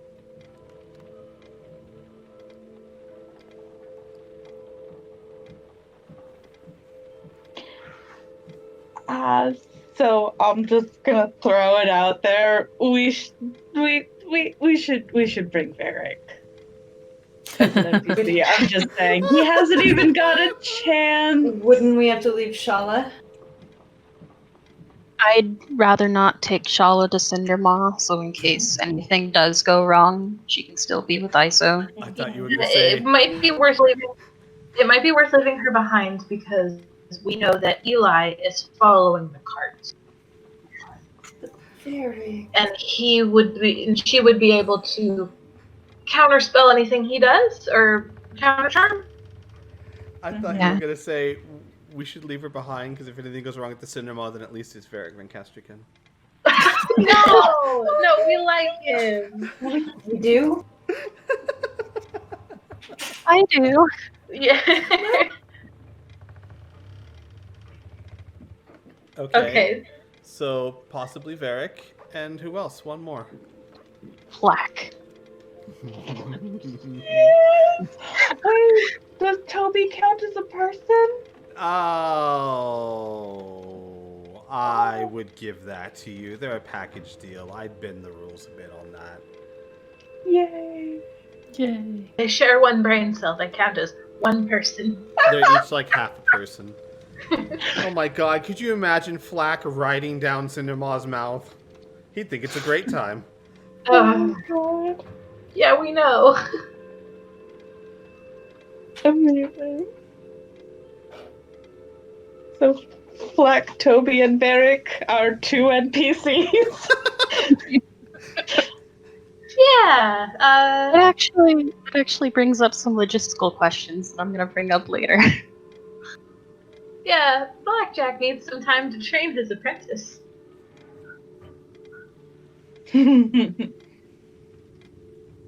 Okay. So, you guys have a basic plan. I'm assuming. Do you guys want a long rest and then head out in the morning? Preferably. Okay. Sure. So, you guys make your plans. You spend the night in the mansion. Anything of note during the night? Does anyone go exploring? Does any conversation happen of note? Well, I'm sorry. Where are we going to in the morning? Are we going to I the don't Calamounds? know where you're going first. Are you going after the rock? Are you going to the Calamounds? That's what I'm asking. Yeah, that we never quite decided that, and it makes a difference if we scry on the rock tonight or not. Or maybe it doesn't, but I feel like that should happen. Like, what's our logistical plan? I can't answer that for you. Does anybody have a preference? I was thinking Calamound, Cindermar, Rock, Flame Ford. So we'd be dropping off the NPCs right away. Mm-hmm. Hellmound, Cindermaw, Flameford? Rock. The rock and then Flameford. Yeah, I mean, it's probably a good idea to drop off ISO before we do the Cinder Bomb. I would think so. Well, And it's we have probably to a good get first stop. Satomi, yeah. So. And Okay. whether or not, like, if we do the rock, that's great, but that's also kind of icing on the cake. Yeah, if we can't find it, we'll just bail, I guess. Oh, yeah, with my plus, after everybody does their shtick, I'll do scrying. You guys are so close to a pentagram there. Hang on. Yeah, you guys need to make a trip down to the forest of Ashwood. No. If you extend this point far enough, it just goes straight to Corvosa. It's It's a fine. very lopsided pentagram, but it works. It's extremely lopsided, but you know what? That's how conspiracy theories are made. You take the points and you just bend them as much as possible until. It looks like the Christmas star in El Paso back in the day. Oh man. Damn. Okay. So you guys are headed to the Calamounds tomorrow morning? Yes. Good. Gotcha. All right. So first things first. Robin, you had 8 plus signs. Oh, he's first of all very unhappy leaving us. So second of all, I need to find all of Amelia's secrets. Annika's going to be following you. To comment behind him, this doesn't make it quite as much fun, but won't stop her. Roll me an investigation check, Robin.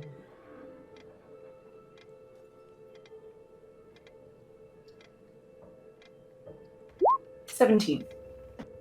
Okay. I need to pull Amelia down to the secret room for a moment. Secrets. Uh-oh. As soon as I get my mouse over there. Hi, you. Hi. So we haven't really discussed a lot.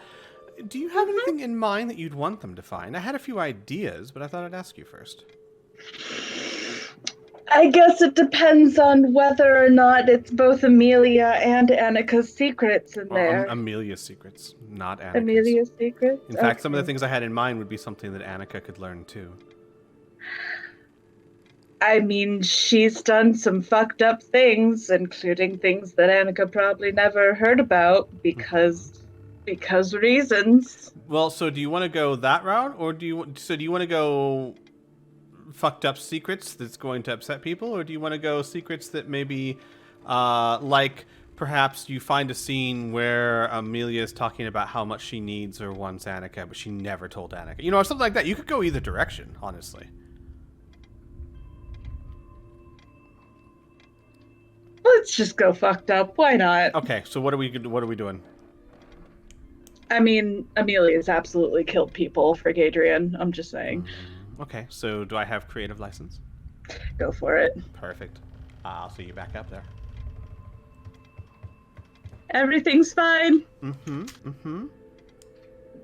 It's sort of related because Ria was also gonna wander around.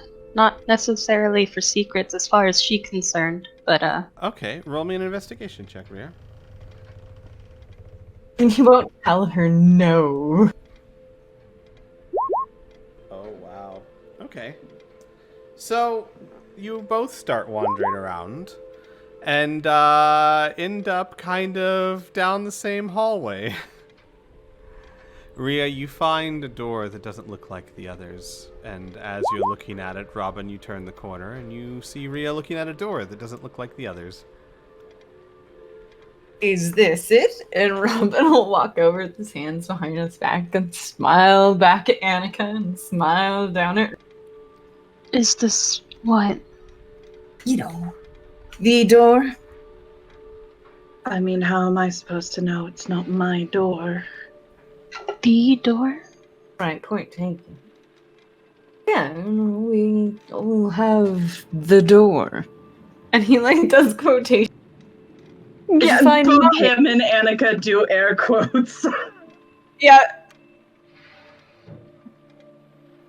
Did you ever find my air quote door? That. Could you explain exactly what she air quotes the door? You know, Is? the closet of your mind holds your deepest, darkest fears or secrets or whatever the hell this is. Kind of bounces excitedly on one foot and then the other.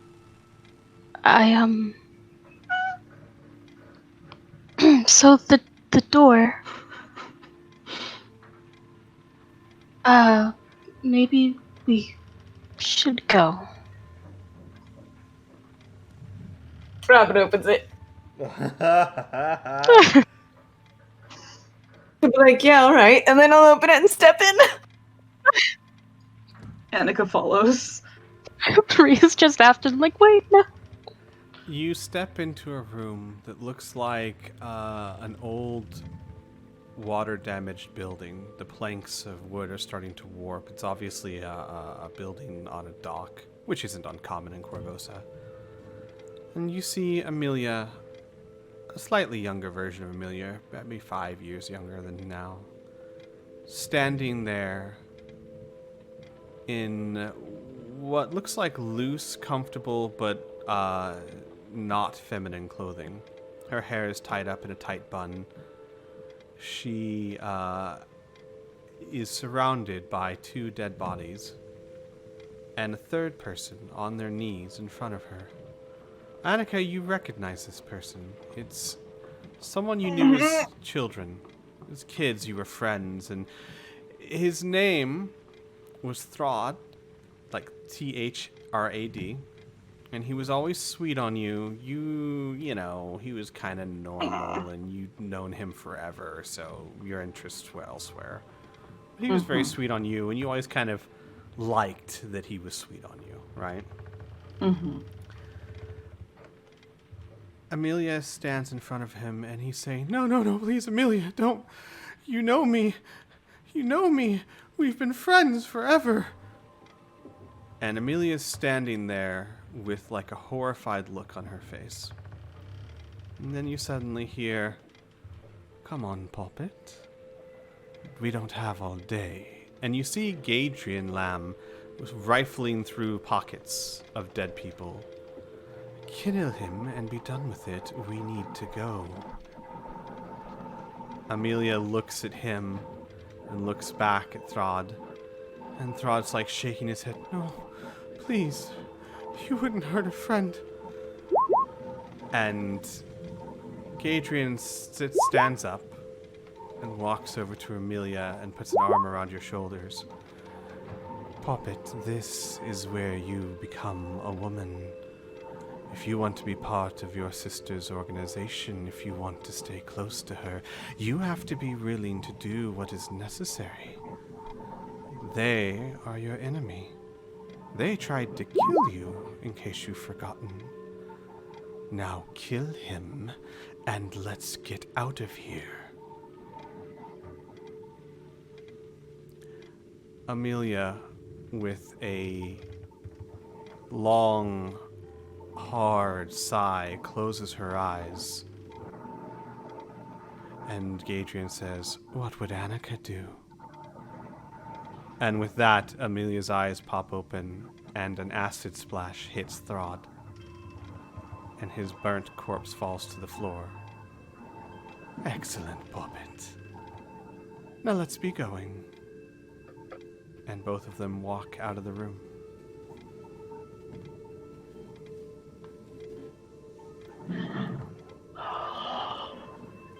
Annika's visibly shaking.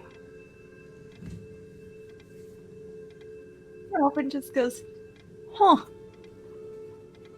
Well, I mean, I'm not surprised about it. She did bind your soul to her. The length, the other part, who she worked for, kind of. Okay, no, I can see that too, and kind of not. That's the pest, Annika.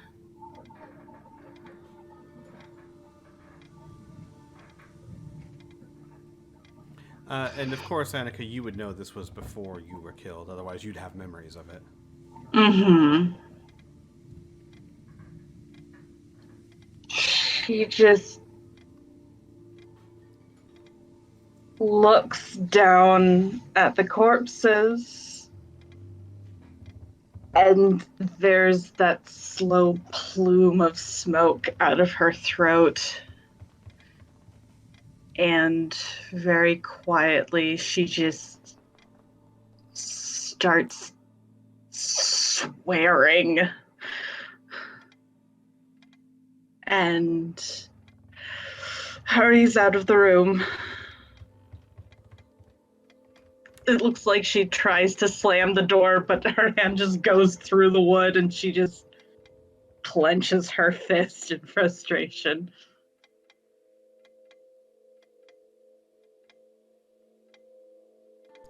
Hang on, I need to roll something real quick.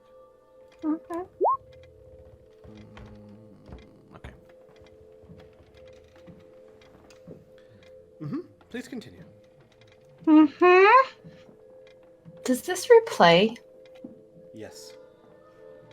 Okay. So Robin will watch it a few times before he goes to hunt her down. Okay. As Ria's just kind of standing there with tears.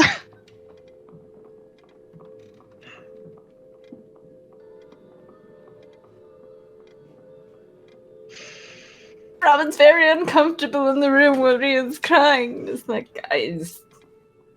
I mean, it's nothing to be emotional about. It's just it happened a long time ago for her.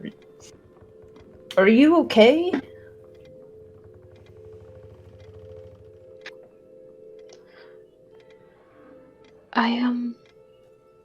She wipes at her face.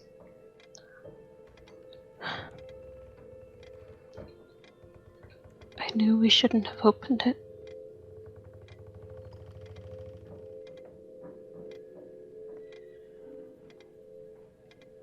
He raises an eyebrow. Why shouldn't we open that? It's not our business, Robin.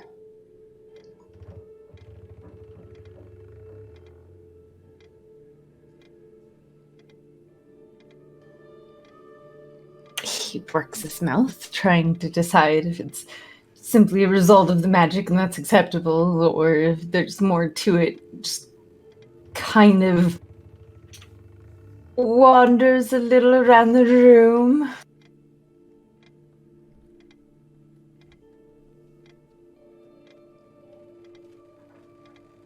Sorry it bothered you. You could go. Probably, maybe best you hunt down Amelia or Annika. Sorry.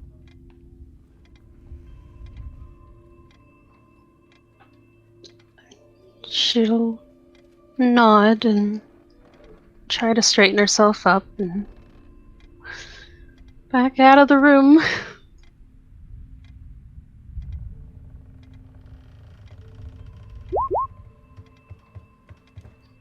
I guess she's hunting down an invisible Annika.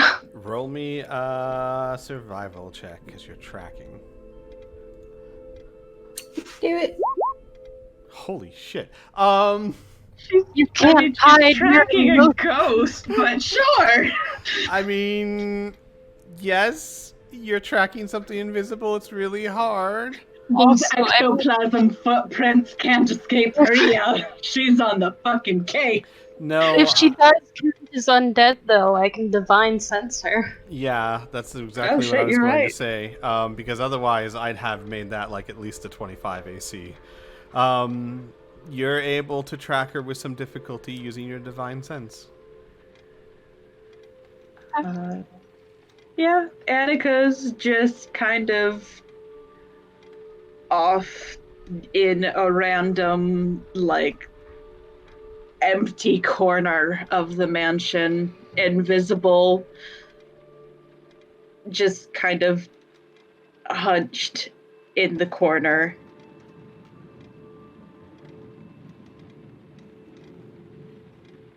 Probably hear her swearing very quietly in the distance. Mm-hmm. And she would slowly and carefully go to the same area, but not like right up next to her. Annika. Swearing stops.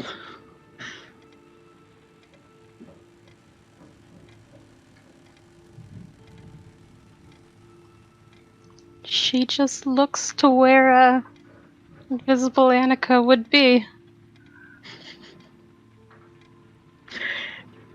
If she just sticks around after a while, she will. You hear a sigh, and she will reappear, and you can just see her hunched over herself, just kind of like arms wrapped around her torso, hair just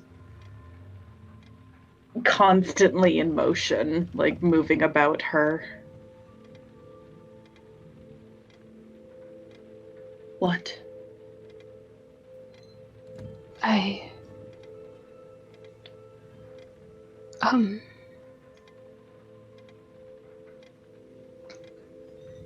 She would shake her head and try to finish clearing her face from the tears that were falling.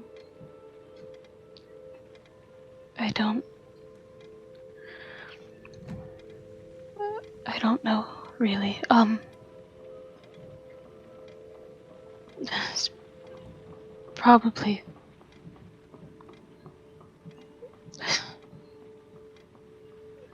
not at the moment, but did you want to talk or company or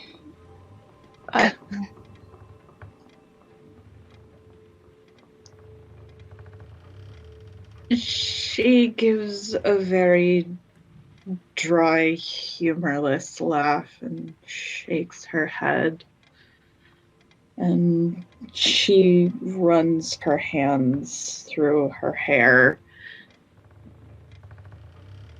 before finally straightening up. She looks over at you with those pits of black. She says, I knew they gave her jobs, but stupid sons of bitches.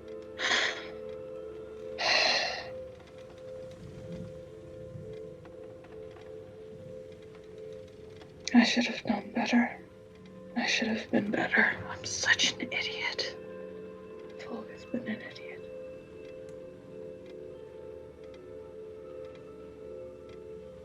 And after a bit, she just shakes her head. I'm fine. It's fine. Just. It's in the past, right? just because it's in the past doesn't mean it doesn't hurt.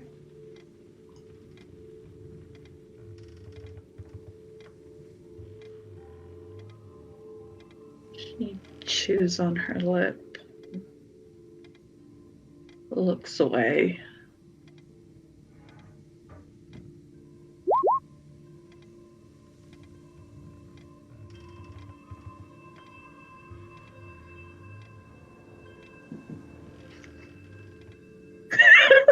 Jesus Christ, Robin. Oh. Are you in this snack cupboard? You know. Alright. Snack. Maybe under this chair? No. Nothing under the chair. Just walk around the halls listening for snick, snick, snick, snick. Yep. And he knows she can go invisible. Like he's putting his hand under their chair too to like check. And all over in the snack cupboard. Just gently feeling his way through the halls, like hands outstretched like a blind man. Yep. Annika, are you over here? No, nothing there. I just had this funny image of like he passes William, who's also walking through the halls, hands stretched. Just pass each other. Majenko looks at him just like, what the fuck, man? I'm looking for ghosts. Don't worry about it. What? No, Robin's just like, Erdogan's busy. What?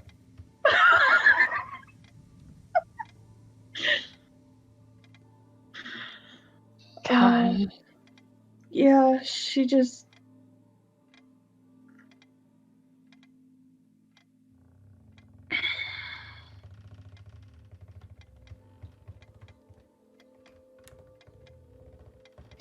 After a bit, she looks back at Rhea and says,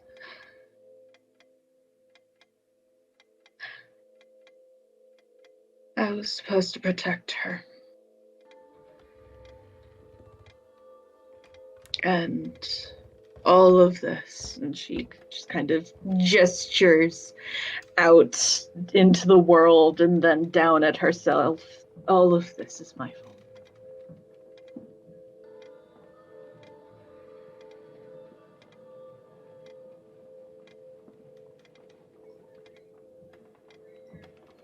How so?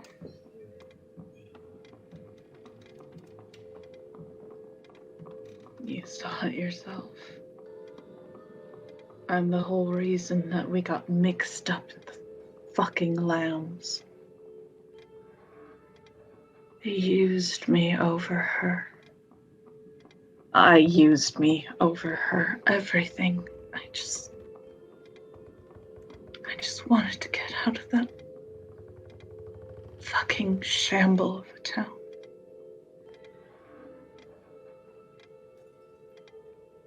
It was supposed to make everything easy. And it just turned our lives into nightmares.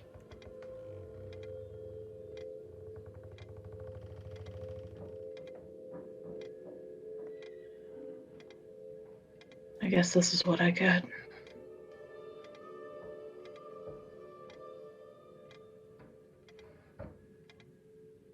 That's not fair to yourself. I don't know if you've noticed, Rhea, but life isn't exactly fair. Just broad spectrum, period. End of discussion. If life was fair, then we would have had a father growing up. If life was fair, then we would have been able to have a normal childhood. Our mother wouldn't have had to work herself to the bone every day, in and out of every other job in town, just trying to keep a shitty, leaky roof over our heads. That's reality. I mean, you were lucky. You got to grow up in a fucking castle in the mountains with 2 loving parents, a whole order, siblings who care for you, who look out for you.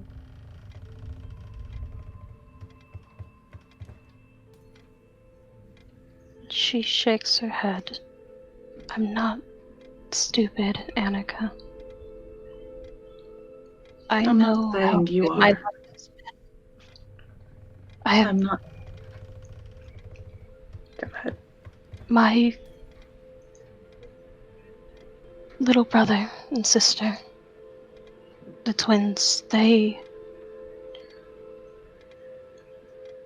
we have them because my mother went out on a job to help a town that had been completely desecrated. And she found them, and no parents or anyone else willing to take care of them. So she brought them home, and I know life isn't fair because if it was, then that wouldn't have happened. I'm not saying that it is or anything like that, but just because it's not doesn't mean you can't be better to yourself.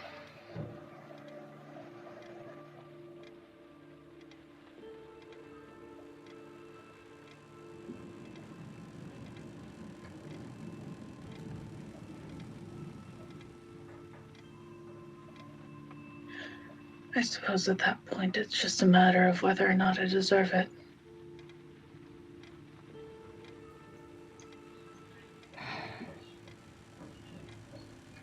You do.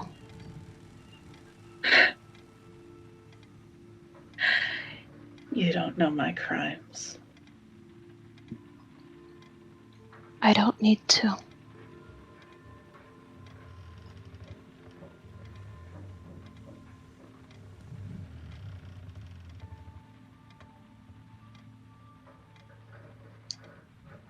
If you want things to be better, then you have to start with yourself.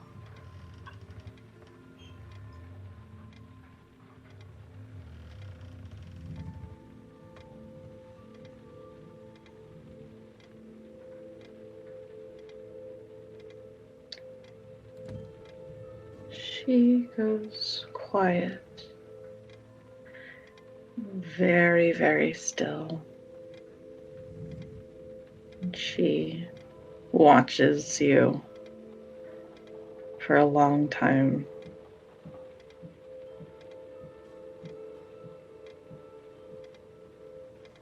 And eventually,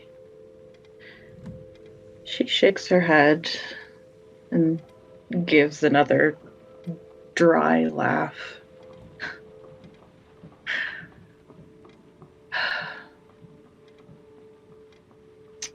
Maybe anything is possible. After all, if Celestina can redeem herself, maybe I have a chance too.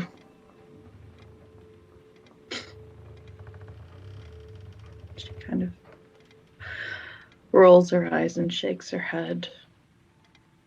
Maybe. And she will float higher in the gesture of standing and will head towards the door. And as she leaves, Ria will just say, I can guarantee you do.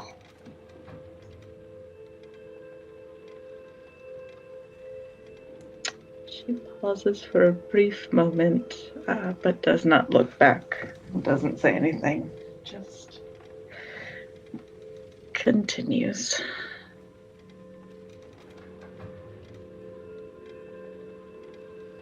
Okay. Where do you go after her? No, after she'll give her some time to get some distance, and then we'll go off to her room. Okay. Anything else before you all take a long rest? Yes, Ross. Uras is gonna go to her brother's room. All right. And, He had some trouble finding the bathroom earlier, but he's back now. He's fine. Might have passed Robin on the way. It's hard to tell. knock on the door. Then wait for him to make noise. He will open the door. Oh, you found the door. Good. Are you settling in okay? You can just nod. He nods. Do you need anything?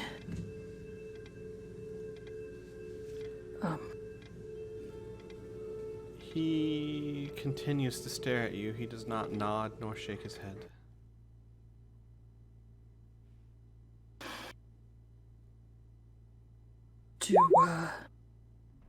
Do you mind if I just stay here for the night? I can sit in the chair. He opens the door wider and steps back.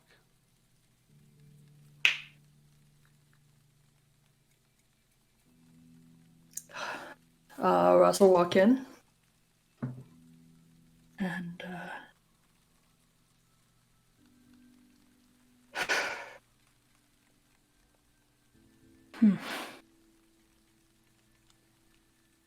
You know, when I was younger and I'd have problems sleeping, you would tell me a bedtime story. Maybe this time I could tell you a story. His mouth twists into a smile. And he kind of slowly makes his way over to a desk, feeling. It's clear that he has gotten somewhat used to moving around without eyes. He's slow, he's careful, but he's not bumbling, right? Mm-hmm. He finds his notebook, he writes something, and he holds it up. I would like that.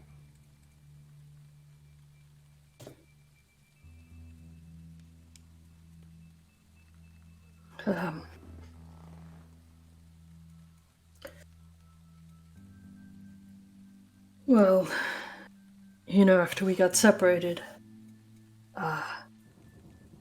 that night I left the town and found a nice guy. He and Aras will start telling about Prakash and some of the adventures she went on with him, going to the different Shwanti tribes and trading things. Mm-hmm. And then she'll talk about them getting separated. And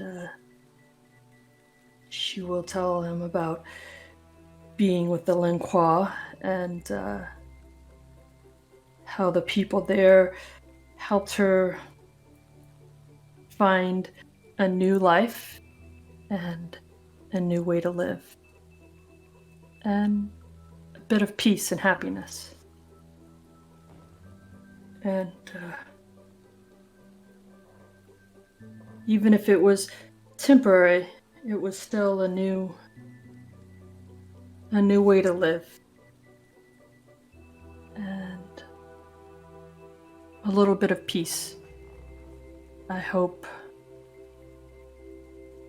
that you might find some of that. And if there's something I can do to help you regain that peace and rest that is due to you, well, that also would bring me some comfort. And she'll just stay in the room.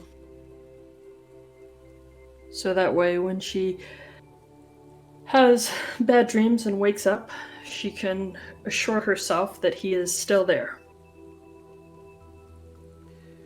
You notice, as the night goes on, that he does not sleep on the bed as he seems more accustomed to sleeping on a hard floor. Oh, so they're both sleeping on the floor. Mm-hmm.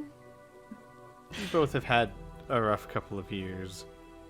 It's a weird family trait, you know. Soft bed. Yeah, They're bad like for the back. this isn't even the imprisonment. It's just an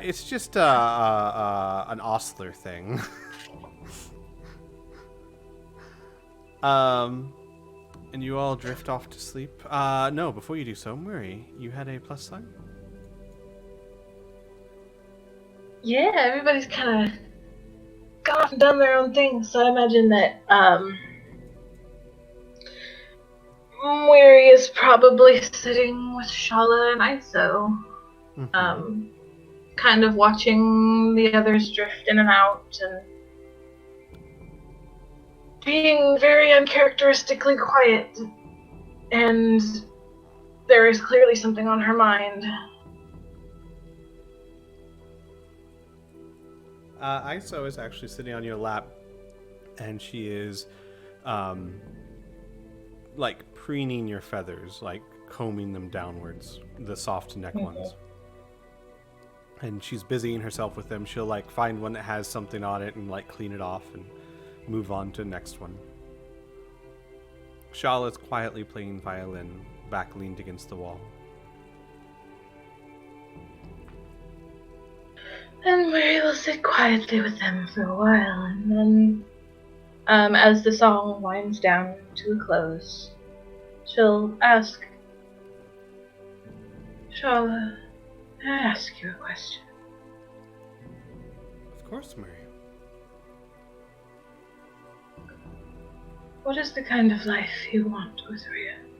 Describe it to me. Well, obviously we're going to get married once all this is over, and I'll probably move back with her to the castle, or wherever she goes.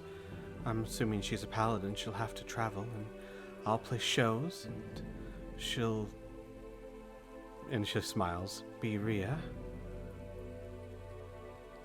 But when she's not traveling, I'd very much like to be with her family, and maybe,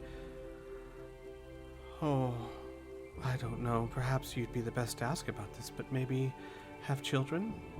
There's got to be children out there that need a good family. So many, Shala. She nods. And look after Iso, of course. Iso looks up and smiles, and then goes back to what she's doing.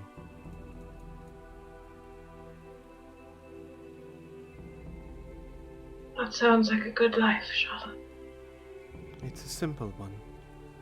Far more simple than I thought I was going to lead, and far happier.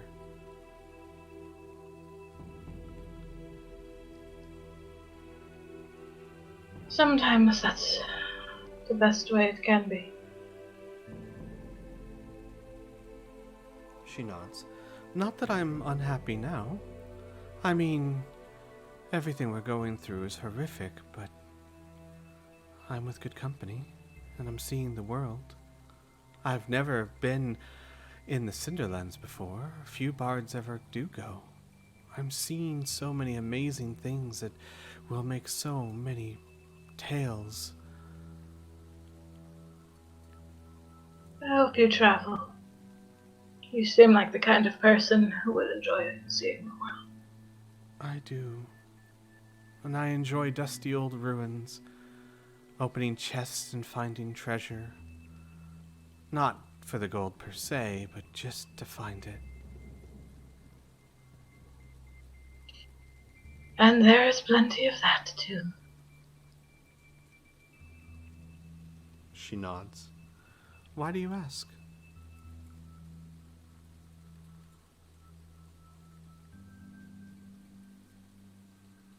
I ask because I have hope for you.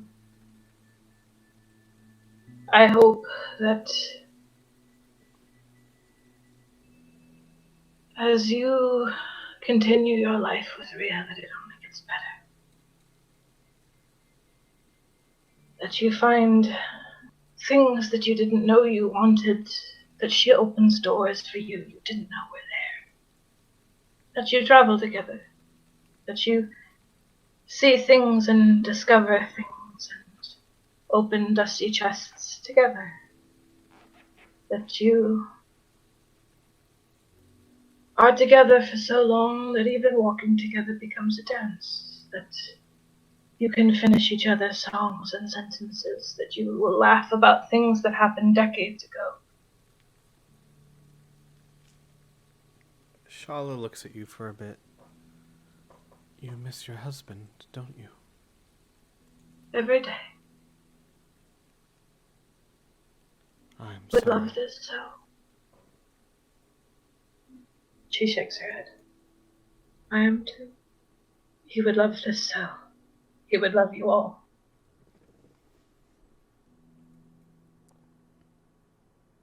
I had a life like that. And it was wonderful. I saw so much and did so much as one part of a whole.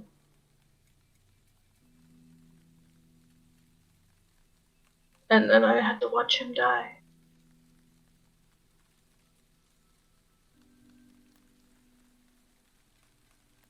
Was it worth it? And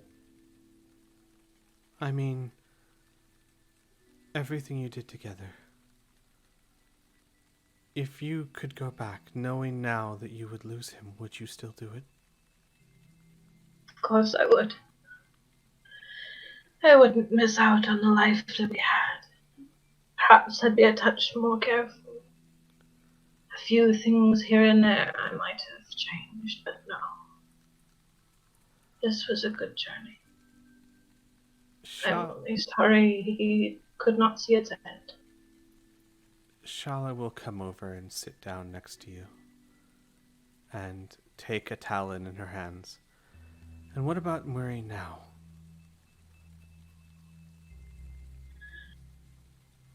Mary now has a suitor that she didn't even see. And Mary now is not sure how to feel about it. You mean Baboom? Yes. And I feel rather foolish that I didn't see it, but life kind of stops when you lose someone like that.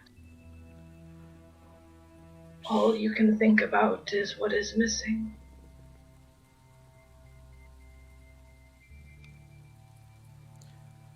Well, I don't have a lot of experience with love, Murray. But I do know stories. So many stories. I can tell you what I've learned from all of them.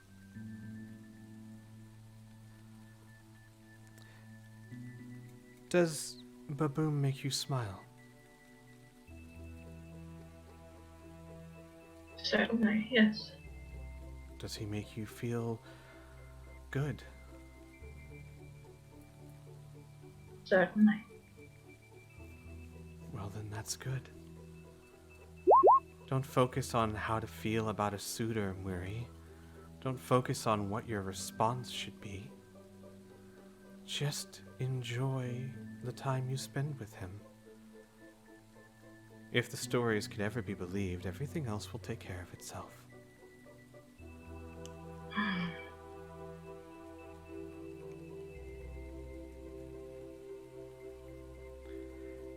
Love is not something that you work for, Murray. To maintain it, perhaps. To keep it, to foster it, to let it grow, sure. But love is just something that you let happen by being yourself and them being themselves and enjoying each other's company. And either it will grow or it won't. You don't stress about it, you don't worry about it, and you most certainly don't wonder what to do about it. You just live your life. And if living your life around him makes you happy, then do it. Everything else will take care of itself.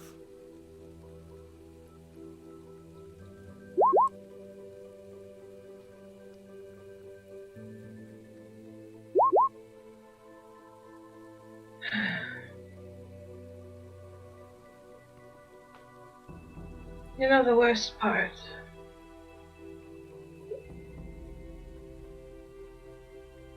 The worst part is that I know Kevin would want me to move on.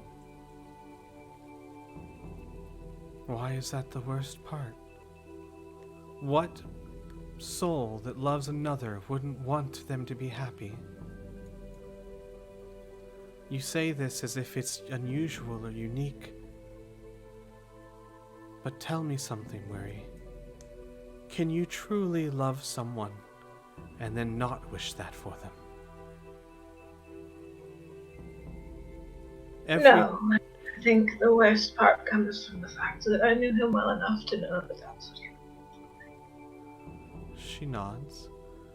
You've raised many children, haven't you? In your orphanage? There and beyond, yes.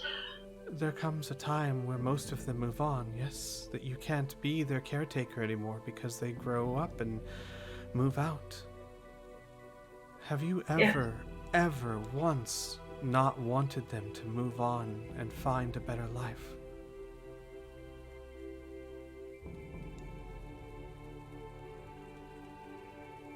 I have mourned those that I knew I would never see again. But did I ever want to stop them from making their own destinies? No. Do you feel that that's horrible?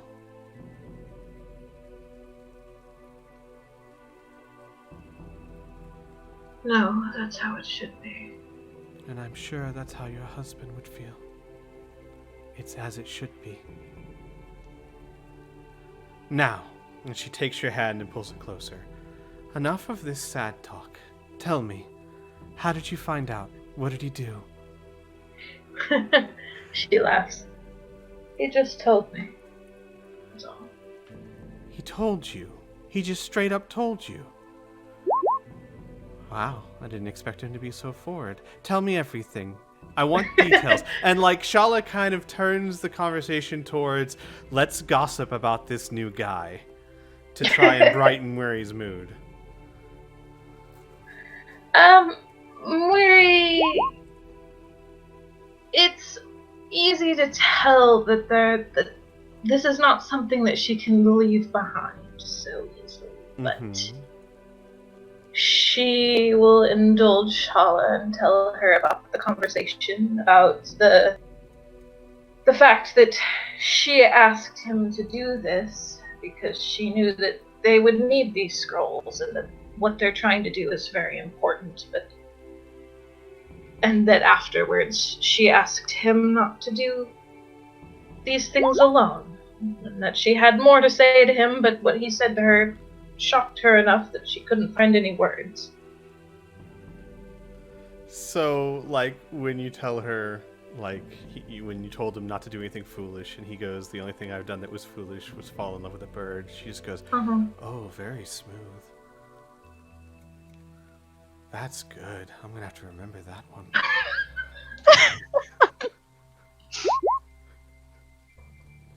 Oh, Murray, that's... You know what that is, right? That's downright romantic. I am aware, yes. I've been courted before. Yes, but courted by a man who travels to a lair of an Iliathid and gets himself half killed to fulfill your request. That's a story. Oh, Murray, how wonderful to live in a story. Murray gives a soft laugh. I am living in my story, and you are living in yours. Oh, yes, but many farmers have stories. They're boring.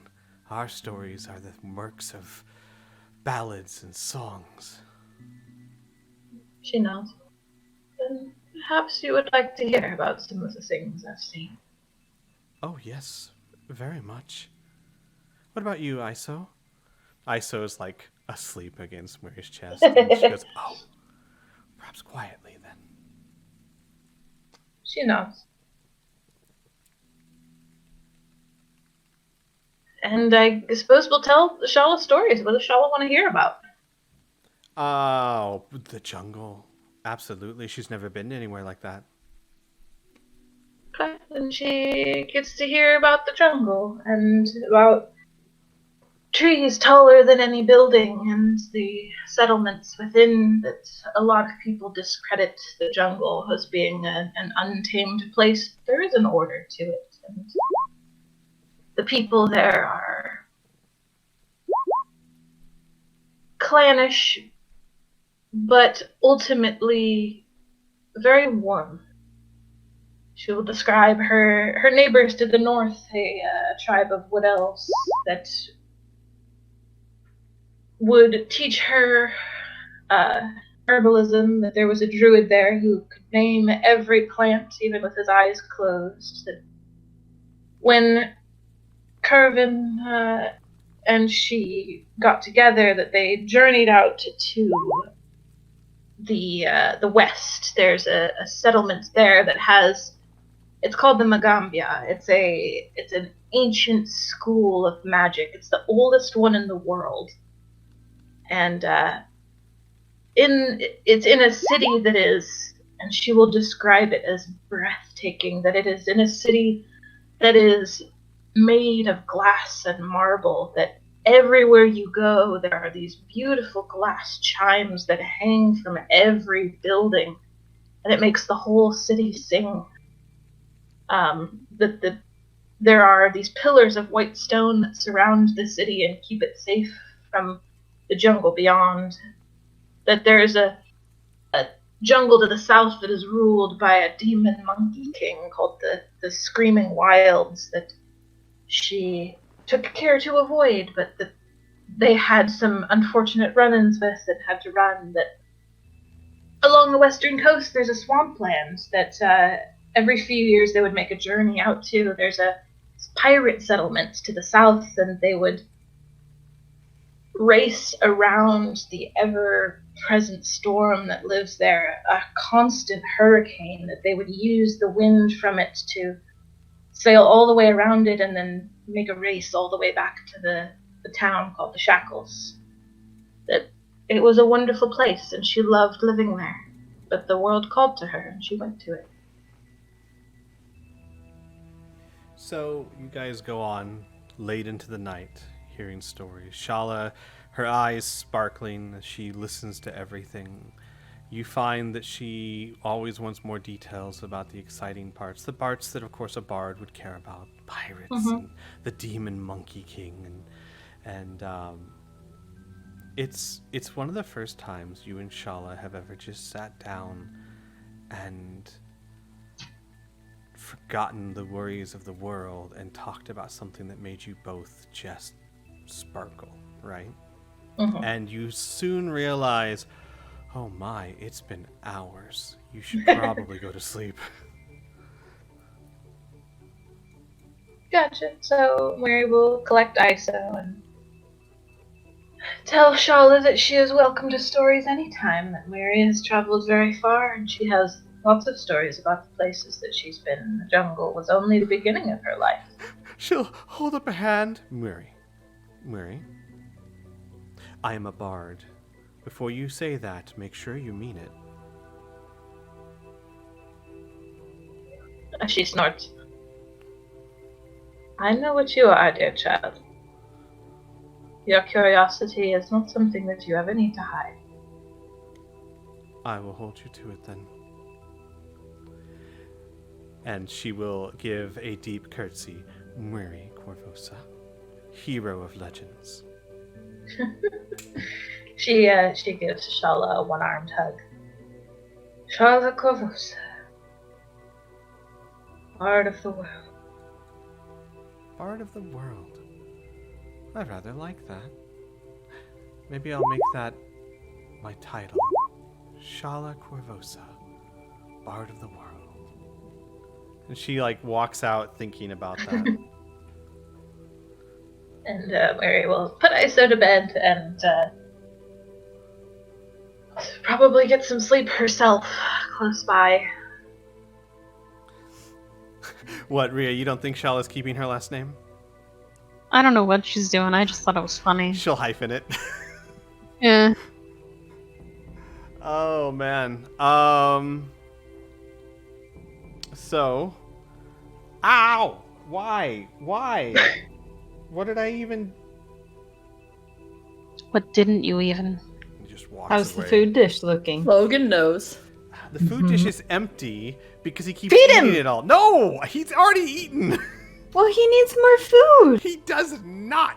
Just like to free feed your cat. What do you- Obviously, he needs more food. His food bowl is empty. It's empty. He needs. He's starving, Squeak. No, You- no, yeah. nope. All Squeak, of you. are starving your cat. I will.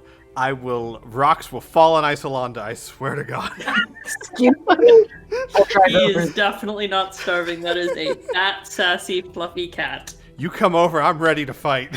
All right. We have it ready. No, he's already eaten more than he should today. Oh man. So with that, and yes, I do realize that I, as a DM, just called my own line smooth. But hey, I get to do these things. You guys have yourselves a long rest. Mhm. Steven, you saw the sending message? I did actually. Thank you for reminding me. I have it. Miri wakes up to Robin snuggled up against her, pretending like he's sleeping. I figure she went to bed late and was probably like super out in the morning. Nice. So, Aras, you send that. You send the response. I mean, you send the sending message, and the response you get is, "My daughter is here. We will look forward to seeing you again." What kid?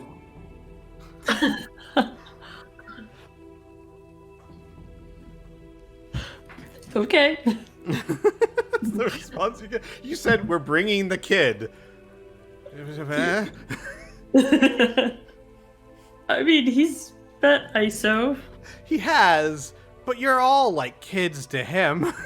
Yep. He'll be having breakfast and suddenly put down a spoon and go, "Oh, that!" Yes, amazing. So actually, I think this would be a great place to end the session. It's a little early, but I really have to pee. And this is a great No stopping excuse. point. And tomorrow, I'm sorry, tomorrow. Yes, we're doing this every day now. No, next Monday, we will pick up you guys going to the Calamones and to Cindermaw Yay. to prove you're suicidal enough to be Shawanti. I'm sure it'll Sounds be about right. fine. You guys die. Who gets your stuff? I just love the way Akram breaks it down. So, you fling yourselves at giant monsters. That sounds about right. I mean, it's pretty apt. He understands his people. Mm. All right, everyone. Thanks for watching. We'll see you next time. See ya. Bye. Bye.